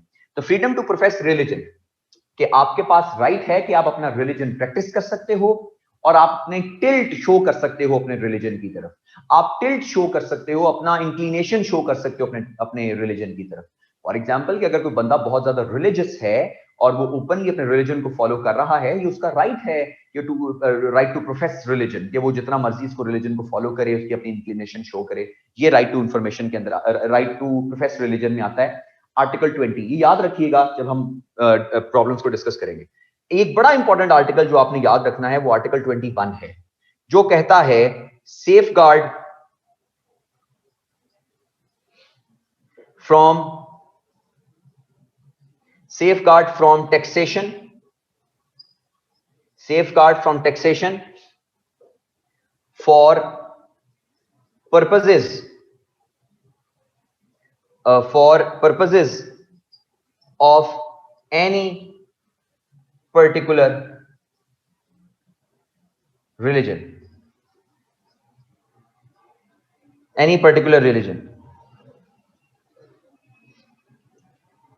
Article 21 of the constitution, ये बड़ा important article है, इसको याद रखना है आपको। Safeguard from taxation for purposes of any particular religion. No one, गौर से सुनिएगा, no one can be compelled to pay a certain tax, the proceeds of which can be used to propagate any other religion. फिर पढ़िए, no one can be compelled to pay a certain tax, the proceeds of which can be used to propagate another religion। आप किसी ऐसे शख्स पर कोई भी ऐसा स्पेशल टैक्स नहीं लगा सकते जिससे हासिल किया गया पैसा किसी और रिलीजन को प्रोपोगेट करने में इस्तेमाल हो। फिर सुनिए, आप किसी भी शख्स पर कोई ऐसा स्पेशल टैक्स नहीं लगा सकते जिससे हासिल किया गया पैसा किसी और रिलीजन को प्रोपोगेट करने में इस्तेमाल हो। इस कॉन्टेक्स्ट में है article 21 of the constitution of Pakistan.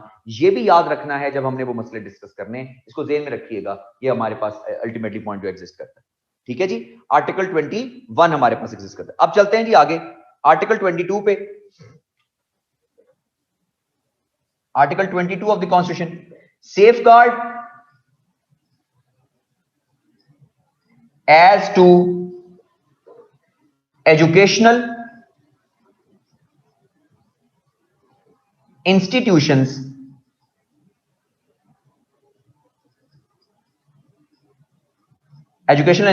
in respect of religion,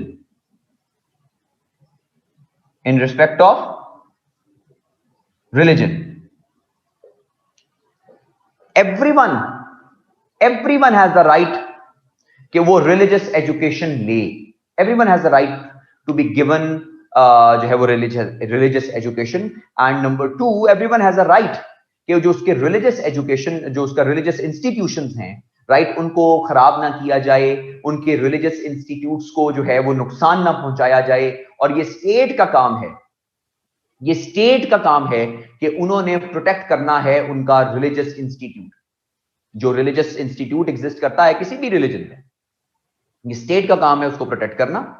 और फिर दूसरी बात, ये एवरी इंडिविजुअल का राइट है कि उसको जो है रिलीजियस एजुकेशन जो प्रोवाइड की जाए। मतलब आप किसी इंडिविजुअल को रोक नहीं सकते अपने रिलीजन की जो है वो एजुकेशन लेने से, that you know you can not have your own religion education, no, you can not stop that individual. ये उसका राइट है कि उसको जो है वो अपनी जो एजुकेशन है अपने रिलीजन की, वो उसको लेने से कोई जो अल्टीमेटली नहीं रोक सकता। ठीक हो गया? ये हमारे पास अल्टीमेटली एग्जिस्ट करता है, article 22 of the constitution exist करता है। अब आ जाते हैं नेक्स्ट पॉइंट के ऊपर, आर्टिकल 23 पे।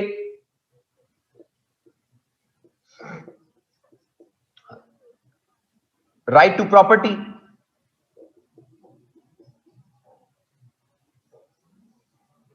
राइट टू प्रॉपर्टी, आपके पास राइट है कि आप जो है वो प्रॉपर्टी जो है अल्टीमेटली आपके पास आनी चाहिए जी। What does Article 22 say? What is unclear? Article 22 कहता है safeguard as to religious institutions in respect of religion. Says safeguard as to educational institutes in respect of religion. Right to property है Article 23 में, own property आप कर सकते हो उसको, और इसके अलावा own भी कर सकते हो, और फिर आप उसके पास Article 24 डील करता है प्रोटेक्शन ऑफ प्रॉपर्टी, कि आपकी प्रॉपर्टी की प्रोटेक्शन भी जो है वो भी की जाएगी। प्रोटेक्शन ऑफ प्रॉपर्टी, ये जो कब्जा माफिया है, जो इलीगल कब्जा कर लेते हैं आपकी प्रॉपर्टी के ऊपर, वो वायलेट करते हैं आर्टिकल 24 को, और फिर ये स्टेट की जिम्मेदारी है कि उन्होंने प्रोटेक्ट करना होता है प्रॉपर्टी ऑफ द इंडिविजुअल को। ठीक हो गया जी? Article 25, equality of citizens. Equality of citizens, ये बड़ा इंपॉर्टेंट पॉइंट है इक्वालिटी ऑफ सिटीजन्स का, that every individual will be जो है वो dealt equally, everyone will be equal in the eyes of the law, everyone will be given equal rights. आप किसी को इक्वल या अनइक्वल जो है वो ट्रीट नहीं कर सकते इन रिस्पेक्ट ऑफ एनीथिंग, मतलब किसी भी मामले के अंदर जो है वो अनइक्वल तो आप उसको डील नहीं कर सकते at the end of the day. अब let me give you an example, unequal की बात कर रहा हूं मैं, right to equality of citizens, that everyone is equal in the eyes of the law. For example, Pakistan के अंदर जो है दो बड़े मशहूर पाकिस्तान के जजेस गुजरे हैं। एक का नाम है justice AR Cornelius, justice Alvin Robert Cornelius, Pakistan के जो है वो चीफ जस्टिस गुजरे, ही वाज अ क्रिश्चियन।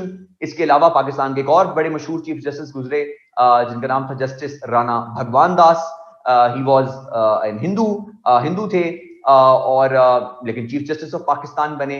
उसके अलावा हमारे मुल्क के बड़े मशहूर पायलट 1965 की वॉर के अंदर उन्होंने बहुत ज्यादा जो है वो कमाल दिखाए 1965 वॉर में, सीसल चौधरी, उनको सितारे इम्तियाज भी दिया गया, हिलाले इम्तियाज भी दिया गया, क्योंकि इक्वालिटी ऑफ सिटीजन्स की बात की जाती है कि इक्वालिटी है तमाम सिटीजन्स के अंदर as far as Pakistan is concerned. कुछ एग्जांपल्स अच्छी भी एग्जिस्ट करती हैं इस मुल्क के अंदर, सब कुछ बुरा ही नहीं है, कुछ अच्छी एग्जांपल्स भी एग्जिस्ट करती हैं।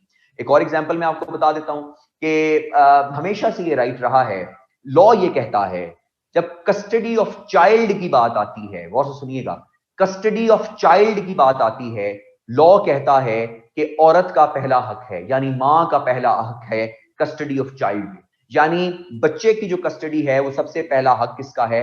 मां का हक है पहला। और बाप का हक तब होगा जब मां उसको बच्चे को लेने से इनकार कर दे कस्टडी में, या फिर फॉर एग्जांपल जो है बच्चा जो है इस चीज के बारे में आर्ग्यू करे कि नहीं जी मैंने उनके साथ जाना है, वालिद साहब के साथ, या इस तरह की कोई बात है। लेकिन खैर पहला हक जो है वो मां का इस बारे में एग्जिस्ट करता है कि मां की जो राइट है उसको नहीं जो है बेसिकली छड़ा जा सकता। तो उसके अंदर भी आपके पास नॉन मुस्लिम्स के अंदर भी ऐसा ही है कि अगर नॉन मुस्लिम कोई वालदा हैं तो उनका भी पहला राइट है कि उनको जो है वो बच्चे की जो है परवरिश उनको दी जाए। एक बड़ा मशहूर वाकया हुआ था एक दफा यहाँ पर कि एक फ्रांसीसी खातून थी, उसकी शादी हुई थी कुछ एक पाकिस्तानी जो है वो नौजवान के साथ, तो उनकी बेटी की कस्टडी के ऊपर कोई उनका झगड़ा हो गया, तो जिसकी वजह से वो जो है वो बेटी जो है वो आ गई इधर पाकिस्तान अपने वालिद साहब के साथ। उसकी वालदा जो है वो फ्रांस से आई यहाँ पर, और यहाँ पे आकर उन्होंने केस किया, और अदालत ने जो है बाकायदा तौर पे, क्योंकि लॉ मौजूद था, अदालत ने बच्ची जो है वालदा के वाले की वालदा उसको लेकर चली गई, क्योंकि ये हमारे पास जो है एक इक्वालिटी ऑफ सिटीजन्स की बात है, equality as far as law is concerned, equality हर चीज के बारे में, यानी every individual in Pakistan is equal in the eyes of law. ये हिसाब है। इसके अंदर अभी 2-3 एग्जांपल्स अगर आपने लिखना चाहते हैं तो अभी 2-3 एग्जांपल्स भी लिख सकते हैं। इसके अंदर मैंने जस्टिस ए.आर. कॉर्नेलियस की एग्जांपल दी, जस्टिस राणा भगवान दास की एग्जांपल दी, जिसमें जस्टिस सीसल चौधरी उसमें जो है स्क्वाड्रन लीडर सीसल चौधरी की एग्जांपल दी आपको मैंने। तो ये कुछ एग्जांपल्स हैं जिसके अंदर आप लिख सकते हैं क्वालिटी ऑफ सिटीजंस की, आप इसके ऊपर बात कर सकते हैं। जो जस्टिस राणा भगवान दास हैं वो एफपीएससी के चेयरमैन भी रहे हैं। आपके एफपीएससी के सीएसएस के इंटरव्यूज भी जो है वो एज अ चेयरमैन उन्होंने लिए हैं 2010-11 में या 10-11 करके इस साल, इन सालों के अंदर justice Rana Bhagwan Das was the chairman of FPSC. उनके वो चेयरमैन हुआ करते थे और बड़ा डटे किस्म के जो है वो इंटरव्यूज लिए थे उन्होंने। और मुझे आज तक याद है कि हमारे एक सीनियर थे, उन्होंने हमें एक सवाल बताया था कि जो है जस्टिस राणा भगवान दास ने सवाल पूछा था उनसे ड्यूरिंग द इंटरव्यू कि gentleman tell me about the articles of the constitution of Islamic republic of Pakistan which are unislamic. ये इंटरव्यू में पूछा था उन्होंने सवाल कि tell me about the articles of the constitution of Islamic republic of Pakistan which are unislamic. और क्यों ये सवाल पूछा था, इसकी रीजन मैं आपको बड़ी इंपॉर्टेंट बता देता हूं। Justice Rana Bhagwan Das was masters in Islamiyat, he was an Hindu, he was masters in Islamiyat and he was an authority on Islamic Sharia law. He was an authority on Islamic Sharia law. इतना बड़ा नाम है वो पाकिस्तान की जुडिशियल हिस्ट्री का कि आपके मुस्लिम जजेस भी जो हुआ करते थे वो जस्टिस राणा भगवान दास से शरिया लॉ के ऊपर जो है वो पूछा करते थे कि सर ये शरिया लॉ के बारे में आप बता दीजिए हमें। He was an authority on sharia law. और जब वो सवाल पूछ रहे हैं आपसे कि tell me about the articles of the constitution of Islamic republic of Pakistan which are unislamic, इसका मतलब है कि उनको पता है कि इस्लामिक लॉज कौन कौन से हैं और कौन से अन इस्लामिक लॉज जो हैं वो पाकिस्तान में एग्जिस्ट करते हैं। इसका जवाब भी फिर मैं आपको एंड पे दूंगा कि ये 2 लॉज हैं पाकिस्तान के, 2 आर्टिकल्स हैं कॉन्स्टिट्यूशन ऑफ पाकिस्तान में जो अन इस्लामिक हैं पाकिस्तान के अंदर। खैर वो बाद में बताएंगे, ये इसको जरा अभी मामले को इधर ही रोक दें। कुछ सस्पेंस भी होना चाहिए ना, ताकि सारी चीजें इकट्ठी तो नहीं ना बता देते। ये भी तो तरीकाकार होता है ना कि सारी चीजें इकट्ठी नहीं बतानी होती, कुछ चीजें जरा तसल्ली से, ताकि जो है ना वो सस्पेंस भी रहे ना। ये ना हो कि वो स्टूडेंट्स होते हैं सारी इंफॉर्मेशन लेके निकल जाते हैं कि चलो भाईजान इंफॉर्मेशन मिली अब निकलो, ठीक है। तो ये सारी की सारी चीजें करती है। अब खैर अगले पॉइंट्स के ऊपर चलते हैं। हमारे पास अगले पॉइंट्स कौन कौन से हैं? आर्टिकल 25 के बाद हमारे पास अगला पॉइंट, यार ये आप तस्वीर खींच लें, उनको मेरे ख्याल में सेंड कर दें, वो कह रहे हैं कि जल्दी जल्दी कर लें। बस आ रही है जी तस्वीर आपको?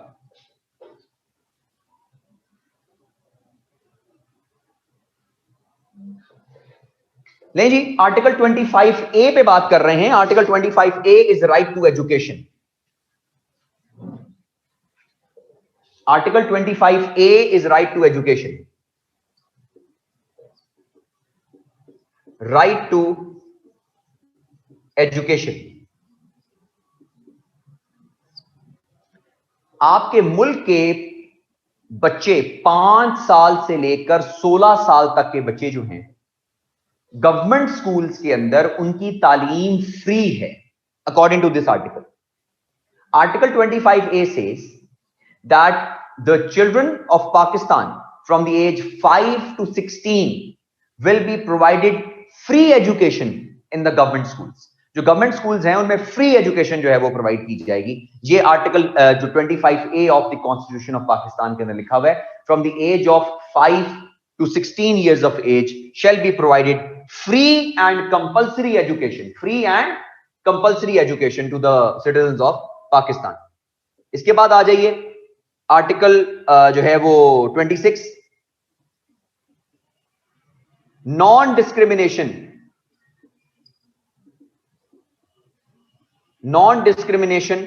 in respect of access to public places.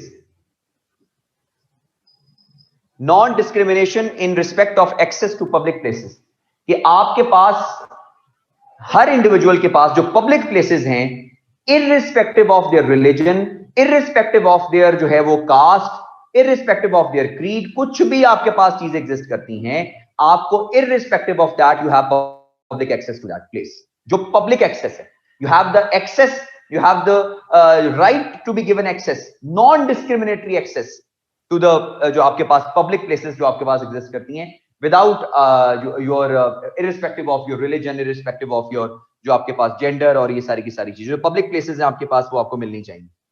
Article 27 ji, safeguard against discrimination,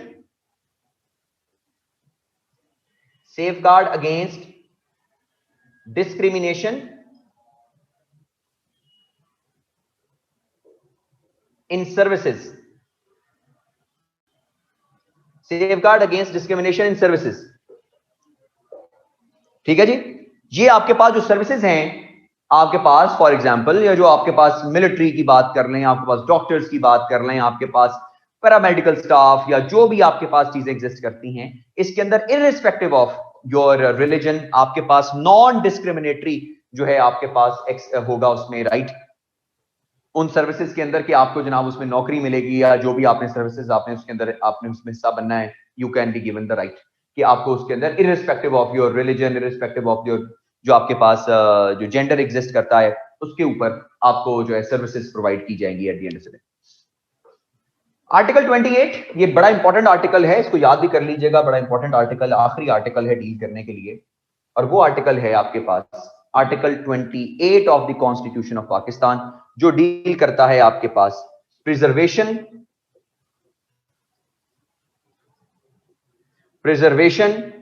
of language, script and culture, preservation of language, script and culture.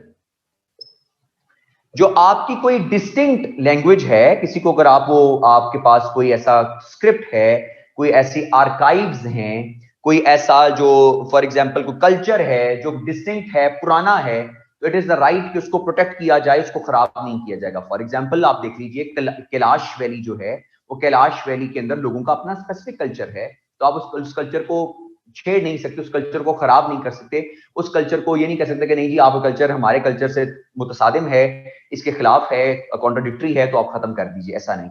दूसरा, उसके अलावा लैंग्वेज, अगर कोई पुरानी कोई लैंग्वेज है, कोई स्क्रिप्ट है कोई पुराना, यानी कि कोई फॉर एग्जांपल कोई ऐसा रिलीजन यहाँ पर फॉलो हो रहा है जिनके पास कोई ओल्ड टेस्टामेंट मौजूद है, कोई उससे पुराना कोई स्क्रिप्ट मौजूद है, उसको आप खराब नहीं कर सकते। इसके अलावा आपको याद होगा कि कुछ अर्सा पहले टेक्सला के करीब जो है वो एक बुद्धा का मुजस्मा जो है वो मिला था, जो है वो काफी पुराना बुद्धा का मुजस्मा मिला था, लोगों ने वो तोड़ दिया था वो बुद्धा का मुजस्मा। वो बेसिकली आर्टिकल 28 की वायलेशन थी, क्योंकि ये आर्काइव्स जो आपके हैं, बड़े पुराने आर्काइव्स जो एग्जिस्ट करते हैं, उनकी भी प्रोटेक्शन का काम करता है ये, तो वो उनको आप खराब नहीं कर सकते, तोड़ नहीं सकते, एंड दिस इज योर जो है वो राइट कि उनको खराब ना किया जाए। और आर्टिकल 36 है, that also says that the rights of minorities shall be provided in Pakistan. Rights of minorities लिख लीजिए, ये मैं डिक्टेट कर देता हूं आपको, आर्टिकल 36 इसको पढ़ लीजिए कि राइट्स ऑफ माइनॉरिटीज कौन से एग्जिस्ट करते हैं आपके पास, कैसे लिखता जाता है, लिखें जरा। Article 36 of the constitution of Pakistan लिखिए, the state shall safeguard the legitimate rights and interests of minorities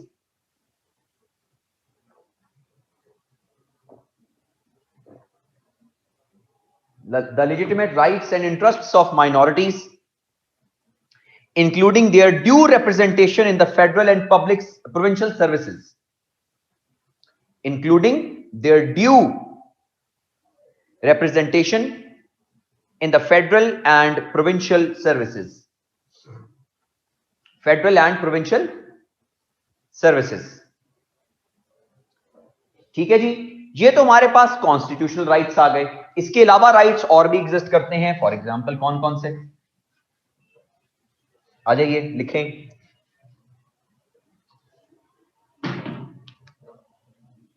10 seats जो हैं वो आपके पास नेशनल असेंबली के अंदर मखसूस हैं, 10 सीट्स नेशनल असेंबली के अंदर मखसूस हैं जी आपकी, 4 सीट्स सेनेट में हैं जी, 10 सीट्स नेशनल असेंबली में हैं, 4 सीट्स सेनेट में हैं। इसके अलावा armed forces, doctors, FPSC and PPSC, specific quota for minorities.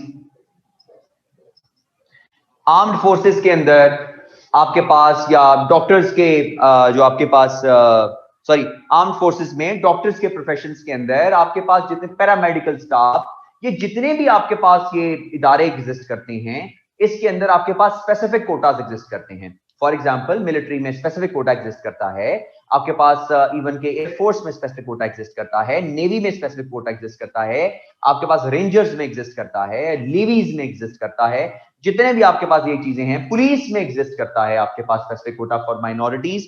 Doctors के लिए आपके पास सीट्स जो है वो मौजूद हैं स्पेसिफिक आपके पास। पीपीएससी के लिए आपके पास जितनी भी जॉब्स आती हैं, एफपीएससी की जॉब, सीएसएस की, पीएमएस की, ये सारी की सारी जॉब्स के लिए आपके पास स्पेसिफिक कोटा जो है माइनॉरिटीज के लिए ये मखसूस है। इसको स्पेसिफिक कोटा जो है स्पेसिफिकली दिया जाता है माइनॉरिटीज को। क्लियर हो गया जी? ये हमारे पास कुछ राइट्स एग्जिस्ट करते हैं, सीएसएस पीएमएस कोटा का ये सारा हिसाब किताब एग्जिस्ट करते हैं। इसके अलावा जी अब मैं आपको बताने लगा हूं तीन वो राइट्स जो कि सिर्फ और सिर्फ पाकिस्तान के अंदर एग्जिस्ट करते हैं और वो किसी और जगह के ऊपर वो तीन राइट्स एग्जिस्ट नहीं करते इकट्ठे किसी और मुल्क में। No other country in the world has these three specific rights together present in their country. Number one, Hindu marriage act 2017। Number two, Sikh marriage act 2017। दो है जी, एक आपके पास हिंदू मैरिज एक्ट है और दूसरा आपके पास सिख मैरिज एक्ट है 2017 का, जिसको जो है वो बेसिकली जो है वो आनंद कराज एक्ट भी कहा जाता है। सिख मैरिज एक्ट भी कहा जाता है, आनंद कराज मैरिज एक्ट भी कहा जाता है। लिख लीजिए नाम इसका, Anand Karaj act, Sikh marriage act and Anand Karaj marriage act. ये एक ही आपके पास नाम है, सिख मैरिज एक्ट कह लीजिए या आनंद कराज एक्ट जो कह लीजिए, और हिंदू मैरिज एक्ट आपके पास एग्जिस्ट करता है। पाकिस्तान दुनिया का वाहिद मुल्क है जिसके अंदर separate Hindu marriage act exist करता है और सेपरेट जो आपके पास सिख मैरिज एक्ट एग्जिस्ट करता है। यानी कि जो हिंदू हैं वो अपनी जो शादियां हैं उसकी जो रजिस्ट्रेशन है वो अपने स्पेसिफिक लॉ के मुताबिक करवा सकते हैं, और सिख आपके मुल्क में स्पेसिफिक लॉ के मुताबिक करवा सकते हैं। क्रिश्चियंस के लिए, बाकियों के लिए अलग मौजूद है, ऑलरेडी एग्जिस्ट करते। लेकिन पहले पाकिस्तान के अंदर ऐसा एग्जिस्ट नहीं करता था कि हिंदू मैरिज एक्ट और सिख मैरिज एक्ट सेपरेट नहीं था। कैसा होता था, for example let me give an example, कि इन्होंने अपनी शादियां रजिस्टर करवानी होती थी तो वो मुस्लिम मैरिज एक्ट के जरिए या किसी और मैरिज एक्ट के जरिए रजिस्टर होती थी। ये शादी का लफ्ज इस्तेमाल करते हैं हिंदू, मुसलमान जो है निकाह का वर्ड इस्तेमाल करते हैं, इसलिए वहां पर कभी कभार निकाह लिख दिया जाता था, वो निकाह का वर्ड इस्तेमाल नहीं करते। ये निकाह ख्वां का वर्ड इस्तेमाल करते हैं, हम मुसलमान जो है वो पंडित का वर्ड इस्तेमाल करते हैं, वो उस सारे के सारे तो फिर पंडित की जगह निकाह ख्वां कर दिया जाता था। तो इसलिए बड़ा प्रॉब्लम होता था उनके लिए, क्योंकि जब ये मैरिज एक्ट्स जो होते थे या मैरिज सर्टिफिकेट्स इन्होंने किसी एम्बेसी में जमा करवाने होते थे या किसी और जगह पे जमा करवाने होते थे, तो उनके लिए प्रॉब्लम फेस होती थी। पहली बात, इनकी शादियां रजिस्टर ही नहीं होती थी। शादियां रजिस्टर ही नहीं होंगी, आपको मैरिज सर्टिफिकेट इशू नहीं होगा। आपने किसी जगह पे अप्लाई करना है, कहीं जाना है, तो आप ये शो ही नहीं कर सकते कि जनाब आप मियां बीवी हैं, क्योंकि आपके पास रजिस्ट्रेशन ही कोई नहीं है। तो उसके लिए फिर स्पेसिफिक मैरिज एक्ट जो है अलहदा बनाया गया, हिंदू मैरिज एक्ट। मतलब अंदाजा लगा लीजिए कि इंडिया के अंदर भी हिंदू मैरिज एक्ट और सिख मैरिज एक्ट सेपरेट नहीं है। इंडिया के अंदर भी जो सिख हैं वो हिंदू मैरिज एक्ट के तहत ही जो है आपका जो है वो शादियां रजिस्टर करवाते हैं, और सिख मैरिज एक्ट जो है वो सेपरेट कर दिया पाकिस्तान ने। Pakistan is the only country in the world जहां पर separate Sikh marriage act exist करता है from the Hindu marriage act. वो सेपरेट अपनी शादी रजिस्टर करवा सकते हैं, वो वैसे करवा सकते हैं, और उसके लिए उनके लिए आसान हो गया कि वो उनकी रजिस्ट्रेशन भी उनके मुताबिक होगी, उनका लॉ भी अपना हो गया, वो सर्टिफिकेट भी अपना जमा करवा सकते हैं। तीसरी चीज जो थर्ड लॉ एग्जिस्ट करता है वो Pakistan Christian post. Pakistan Christian post ये अखबार है जो है, ये डेली अखबार है, डेली न्यूज़पेपर है, जो कि क्रिश्चियन न्यूज़पेपर है। इसका तमाम का तमाम एडिटोरियल स्टाफ भी क्रिश्चियन है। इसके तमाम के तमाम जो न्यूज के रिपोर्टर्स हैं वो सारे के सारे क्रिश्चियंस हैं। ये अपने राइट्स के बारे में, क्रिश्चियंस के जो राइट्स हैं वो यहां पर पब्लिश किए जा सकते हैं। ये डेली का अखबार है जो पूरे पाकिस्तान के अंदर छपता है, और ये दुनिया के अंदर कोई ऐसा अखबार एग्जिस्ट नहीं करता जो कि स्पेसिफिकली जो है वो एग्जिस्ट कर रहा हो एक स्पेसिफिक कम्युनिटी के लिए, जो और उसके साथ साथ ये दो राइट्स भी एग्जिस्ट कर रहे हो। Pakistan is the only country in the world there where it is a separate Hindu marriage act, a separate Sikh marriage act, and a separate जो है Pakistan Christian Post, a newspaper that is a daily newspaper that is present in Pakistan, जो रोजाना की basis के ऊपर publish होता है पूरे पाकिस्तान में, इस्लामाबाद, लाहौर, बड़े शहरों से पब्लिश होता है। और जनाब इनके जो एडिटोरियल स्टाफ है वो भी सारे का सारा क्रिश्चियन है। इनके रिपोर्टर्स ये अपने राइट्स के बारे में उसमें एडिटोरियल्स लिखते हैं। इनका डेली न्यूज़पेपर है, इसलिए ऐवान तक इनकी बात जो है पहुंचती है। ये सारे के सारे राइट्स भी जो एग्जिस्ट करते हैं सारे सिनेरियो के अंदर। So Pakistan is the only country in the world जहां पर ये तीनों राइट्स जो हैं वो सेपरेटली जो आपके पास न्यूज़पेपर जो है वो एग्जिस्ट करते हैं। जी नहीं, एज अ कॉन्स्टिट्यूशनल राइट नहीं है ये, वैसे ही राइट आपके पास एग्जिस्ट करता है, वैसे ही राइट आपके पास एग्जिस्ट करता है। ये कि उनका एक सेपरेट अखबार है जो उनको परमिशन मिली हुई है, वो सेपरेट अखबार जो है वो छापते हैं, और कोई राइट उनके पास एग्जिस्ट नहीं करता। राइट नहीं, वो एक्ट के तौर पे नहीं एग्जिस्ट किया, मतलब उनके पास राइट है, वो कर सकते हैं। मतलब ऐसा नहीं है कुछ स्पेसिफिक अखबार की जनाब उसके अंदर ये राइट उनको प्रोवाइड किया गया है। They have not been stopped from having their own newspaper, कि वो कहते थे जनाब हमारा न्यूज़पेपर है, हमें अपने राइट्स के बारे में बात करनी है, ये हमारे राइट्स के बारे में बात नहीं की जाती दूसरे अखबारों के अंदर। उन्होंने कहा अपना अखबार उनका है, वो डेली न्यूज़पेपर जो है वो एग्जिस्ट करता है, जो इवन के मतलब इस्लामाबाद तक पब्लिश होता है, लाहौर में, इधर सब जगहों के ऊपर वो उसको जो है वो उसमें एडिटोरियल्स भी लिखते हैं, प्रॉपर अखबार है और जो कि छपता है, और इसके अंदर उनके अपने एडिटोरियल्स, उनके प्रॉब्लम्स को हाईलाइट जो है वो किया जाता है। अखबार का नाम क्या है? क्या लिखा है भाई मैंने? अखबार का नाम ही तो लिखा पाकिस्तान क्रिश्चियन पोस्ट। अखबार के तो नाम लिखा है मैंने, और इसमें क्या लिखा है यार?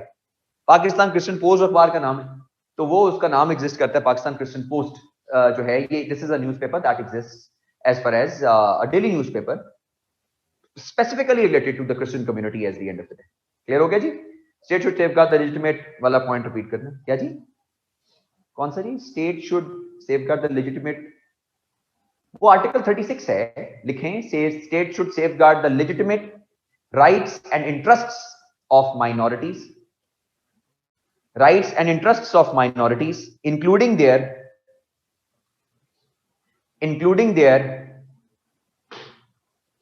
due representation in the federal and provincial services, including their due representation in the federal and provincial services। ठीक है जी? ये हमारे पास कुछ चीजें एग्जिस्ट करती हैं सारी की सारी as far as the rights of minorities are concern. ये कुछ राइट्स एग्जिस्ट करते हैं माइनॉरिटीज के। इनके सॉल्यूशंस हमारे पास क्या हैं वो इंशाल्लाह कल की क्लास में डिस्कस करेंगे, स्टार्ट करेंगे उसको। लेकिन वो दो पॉइंट्स भी मैं आपको बता देता हूं क्योंकि क्लास का टाइम जो है वो खत्म हो गया। दो पॉइंट्स आपको बता देता हूं, लिखवा देता हूं। उसके अंदर जो प्रॉब्लम्स हैं माइनॉरिटीज की उनको भी इंशाल्लाह डिस्कस करेंगे। ये राइट्स हमने पहले डिस्कस कर लिए हैं और हम माइनॉरिटीज की प्रॉब्लम्स को भी डिस्कस करेंगे और साथ साथ सोल्यूशंस को भी। तो प्रॉब्लम्स और सोल्यूशंस हम साथ साथ डिस्कस कर लेंगे जी इंशाल्लाह कल। और वो जो दो आर्टिकल्स जो हैं जो अनइस्लामिक हैं वो मैं आपको बता देता हूं। पहला आर्टिकल है जी 45 of the constitution of Pakistan. Article 45 of the constitution of Pakistan क्या है? It provides, it gives the right to the president of Pakistan to pardon any criminal. किसी भी क्रिमिनल को पार्डन किया जा सकता है इस राइट के अकॉर्डिंगली। यानी प्रेसिडेंट ऑफ पाकिस्तान के पास ये राइट है कि वो किसी भी क्रिमिनल को पार्डन कर सकता है, उसको माफ कर सकता है according to this specific article of the constitution of Pakistan. यानी इस्लामिक कैसे है इसको समझ लेते हैं। इस्लामिक दौर के अंदर जो खलीफाए वक्त थे उनके पास काजी वक्त के फैसले को तब्दील करने का इख्तियार नहीं होता था। खलीफाए वक्त काजी वक्त के फैसले को तब्दील नहीं कर सकते थे। बड़े मौके तो ऐसे भी आए हैं हमने इस्लामिक हिस्ट्री में पढ़े हैं कि जहां पर काजी वक्त ने खलीफाए वक्त को ही बुला लिया था अदालत में, क्या जो भाईजान जवाब दो इस चीज का। लेकिन आज हमारे पास एक ऐसा कानून मौजूद है कि जिसके अंदर हमारे पास जो खलीफाए वक्त है यानी हेड ऑफ द स्टेट है वो काजी वक्त के फैसले को भी अल्टीमेटली चेंज जो है वो कर सकता है, क्योंकि इस्लामिक प्रोविजंस जो हैं उसमें काजी वक्त के फैसले को तब्दील नहीं किया जा सकता। या इस्लामिक प्रैक्टिस जो है वो एग्जिस्ट करती है बेसिकली पाकिस्तान के अंदर। दूसरा, आर्टिकल 238 पैराग्राफ 2, हमारे पास आर्टिकल जो है वो 248 सॉरी 248 पैराग्राफ 2 इस्लामिक प्रोविजंस के खिलाफ है ना जी। ये इस्लामिक प्रोविजंस के खिलाफ भी है जी, अन इस्लामिक है जी। मैं बताया ना, इस्लामिक प्रोविजंस के खिलाफ है कि काजी वक्त जो है उसके फैसले को तब्दील कर दिया जाए, काजी किस फायदे का, राइट। तो ये आपके पास एग्जिस्ट करता है सारे का सारा। Article 248 paragraph 2 of the constitution of Pakistan, ये उर्दू जुबान में समझ लीजिए, इसको कहते हैं इस्तिस्ना। इस्तिस्ना का कॉन्सेप्ट है, जिसको इम्यूनिटी कहते हैं इंग्लिश में, इम्यूनिटी। आर्टिकल 240 पैराग्राफ 2 आपके मुल्क के प्रेसिडेंट और गवर्नर्स ऑफ द प्रोविंसेस को इम्यूनिटी देता है कि till the time they remain in office, till the time they remain in office, यानी till the time they remain as president और till the time they remain as governors, इनके ऊपर कोई भी क्रिमिनल प्रोसीडिंग्स नहीं हो सकती, कोई भी क्रिमिनल प्रोसीडिंग्स नहीं हो सकती on the president and on the governor. Governor और प्रेसिडेंट के ऊपर कोई भी क्रिमिनल प्रोसीडिंग्स जो है वो नहीं हो सकती till the time they remain in office. जब ऑफिस में रहेंगे, जितना टाइम ऑफिस में रहेंगे, जितना टाइम वो प्रेसिडेंट रहेंगे, जितना टाइम वो गवर्नर रहेंगे अपने सूबों के, उनके ऊपर क्रिमिनल प्रोसीडिंग्स नहीं हो सकती, इम्यूनिटी है। ये बड़ा मशहूर वाकया है कि जब ये जो है हमारे जनरल परवेज मुशर्रफ साहब जो हमारे डिक्टेटर थे हमारे मुल्क के, उनको अदालत ने कॉल किया था और उन्होंने कहा था कि जी मेरे पास आर्टिकल 248 पैराग्राफ 2 जो है वो अकॉर्डिंगली में इम्यूनिटी है। खैर सारा कुछ वो अदालत में बुला लिया गया, अदालत में वो गए, अदालत में पेश हुए, तो अदालत में जाके जो है वो जज साहब ने कहा उनको कि जी आप तो कहते हैं कि जनाब आपको इम्यूनिटी है। हजरत उमर भी पेश हुए थे अदालत के अंदर, उनको भी बुला लिया गया था अदालत के अंदर। तो बड़ा मशहूर जवाब दिया था जनरल परवेज मुशर्रफ ने कि जी बात ये है कि मेरे पास 248 पैराग्राफ 2 है, उनके पास नहीं था, इसलिए वो अदालत में पेश हो गए। मेरे पास ये है, इसलिए मैं अदालत में पेश नहीं होऊंगा, मेरे पास इम्यूनिटी है। तो खैर ये हमारे पास प्रेसिडेंट और गवर्नर्स के पास, आपके पास एक पावर एग्जिस्ट करती है जो हमारे पास 240 पैराग्राफ 2, ये equality of citizens, right, equality and जो आपके पास जो है राइट टू जस्टिस जो आपके पास बेसिकली एग्जिस्ट करता है सिस्टम के अंदर, क्योंकि आपका जो इस्लामिक पॉलिटिकल जो जुडिशियल सिस्टम है वो इक्वालिटी की बात करता है और वो कहता है कि नहीं जी इक्वल होंगे सारे के सारे, irrespective of your post, irrespective of your position, you are not above the law, आप लॉ से ऊपर नहीं है, लॉ के नीचे ही हैं। लेकिन यहां पर हमारे पास प्रेसिडेंट और गवर्नर्स जो हैं ये हमारे पास एग्जिस्ट करते हैं एज जो है वो above the law, for example कह सकते हैं हम। So these are the two articles, article 248 paragraph 2 और ये एग्जिस्ट करते हैं। खैर मैं दो चीजें जो हैं आप लोगों को आज भिजवाऊंगा आप लोगों के लिए ऐसे, ठीक है। दो चीजें आपको मैं बताऊंगा, गौर से सुन लीजिएगा। अभी आपको मैं मैडम को वो भिजवा दूंगा, वो चीजें दो आपको फॉरवर्ड कर देंगी। एक तो बड़ा इंपॉर्टेंट आजकल मसला चल रहा है कि ये असल में ये नागोर्नो काराबाख का डिस्प्यूट है क्या आर्मीनिया और अजरबैजान के दरमियान। तो what is the dispute between these two countries, तो उसके ऊपर जो है कुछ चीज लिखी हुई है, तो वो मैं आपको भेजूंगा, तो वो आप पढ़ लीजिएगा। उसमें से कुछ चीजें मैंने उसमें लिखी हैं ताकि तरह स्टूडेंट्स को समझ आ जाए। सादी जुबान है, इतनी ज्यादा मुश्किल जुबान नहीं है, तो आपको समझ आ जाएगी कि वो असल डिस्प्यूट है क्या between Pakistan, between sorry Armenia और अजरबैजान। नागोर्नो काराबाख का डिस्प्यूट है जी ये, और हम ऑब्वियसली इसराइल के साथ साथ हम आर्मीनिया को भी रिकॉग्नाइज नहीं करते। इंपॉर्टेंट है या नहीं है उसको छोड़ दीजिए, पढ़ना जरूरी है कि पढ़ लीजिए कि ये डिस्प्यूट है क्या, आपको पता कोई नहीं, पूछ लें आपसे, हमें तो पता भी कोई नहीं। तो इतना हमने कौन सा उसके ऊपर कोई फॉर एग्जांपल कोई डिटेल, इतना हमें पता होना चाहिए कि what is the dispute, dispute क्या हो, इसके ऊपर स्टांस क्या क्या है दोनों कंट्रीज का, वो पढ़ लीजिए। आपके लिए वो काम जो है वो आसान हो जाएगा और वो आपने जो है वो पढ़ लेना है। और दूसरा एक और चीज बड़ा इंपॉर्टेंट जो पॉइंट है, खासतौर पे ये जो हम आजकल हमारा ये मुल्क में मसला चल रहा है ना, ये जो हमारे मुल्क में ये जो इस्लामाबाद सॉरी ये जो मोटरवे इंसिडेंट हुआ था, वो खातून के साथ जाती हुई, इसके बाद बहुत से लोगों ने जो है एक बात करनी शुरू कर दी कि शायद इस्लामिक प्रोविजंस के अंदर रेप केसेस में खातून को 4 गवाह की जरूरत पड़ती है कि वो 4 गवाह लेकर आए और ये सारी की सारी बातें मन घड़त बातें। किसी जगह कुरान में ऐसी कोई बात नहीं लिखी हुई, हदीस में किसी जगह बात नहीं लिखी हुई। ये जितना मैंने पढ़ा हदीस को, जितना मैंने पढ़ा कुरान को, किसी जगह पर बात नहीं लिखी हुई। अगर एक मर्द किसी चैस्ट खातून पर, किसी एक जो है वो खातून पर इल्जाम लगाता है कि ये खातून अडल्ट्री में इन्वॉल्व थी, ये उस मर्द ने 4 गवाह लेकर जाने होते हैं साबित करने के लिए कि ये औरत जो है ये अडल्ट्री के अंदर इन्वॉल्व थी।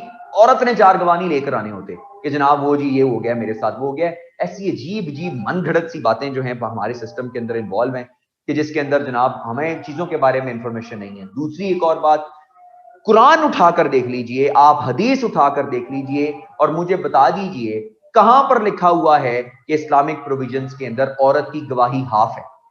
मुझे बता दीजिए कहां लिखा हुआ औरत की गवाही हाफ है। सिर्फ एक कंडीशन है, सूरह बकरा के अंदर लिखा हुआ है, वो भी सिर्फ और सिर्फ वो फाइनेंशियल मैटर्स के ऊपर बात की गई है। और फाइनेंशियल मैटर्स की जो बात की गई है वो क्यों की गई है उसकी लॉजिक भी इंशाल्लाह हम डिस्कस कर लेंगे। वो एक मसला है कि सिर्फ फाइनेंशियल मैटर्स अगर हो तो वहां पर औरत के दो औरत को गवाह कर लिया जाए, ये लिखा हुआ, 2 औरतों को गवाह कर लो, ये लिखा हुआ है। किसी जगह पे इस्लामिक प्रोविजंस में नहीं लिखा हुआ कि औरत की गवाही हाफ है।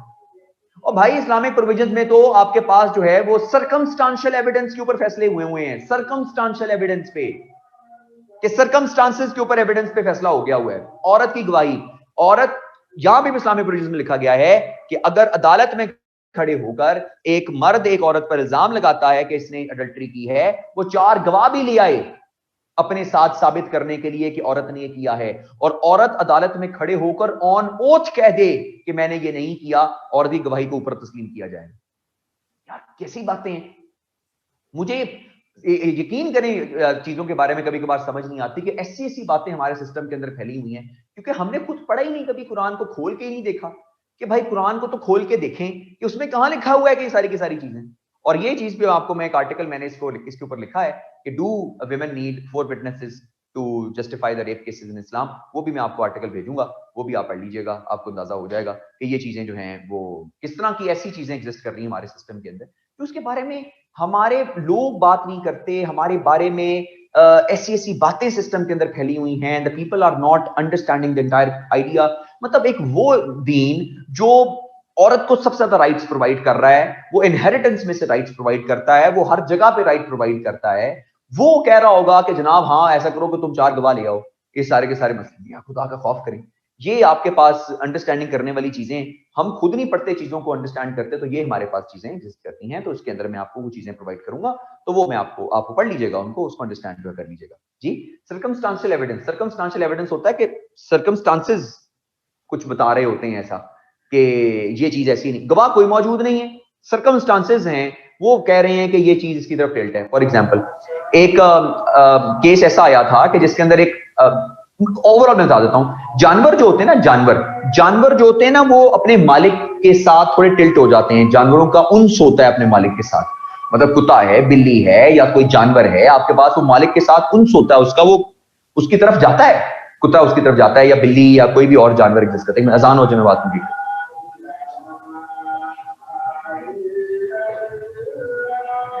एविडेंस जो है बेसिकली क्या कि मैंने आपको बताया, आखिरी बस बात कंप्लीट करें क्योंकि अजान होगी, जुमे का टाइम भी। तो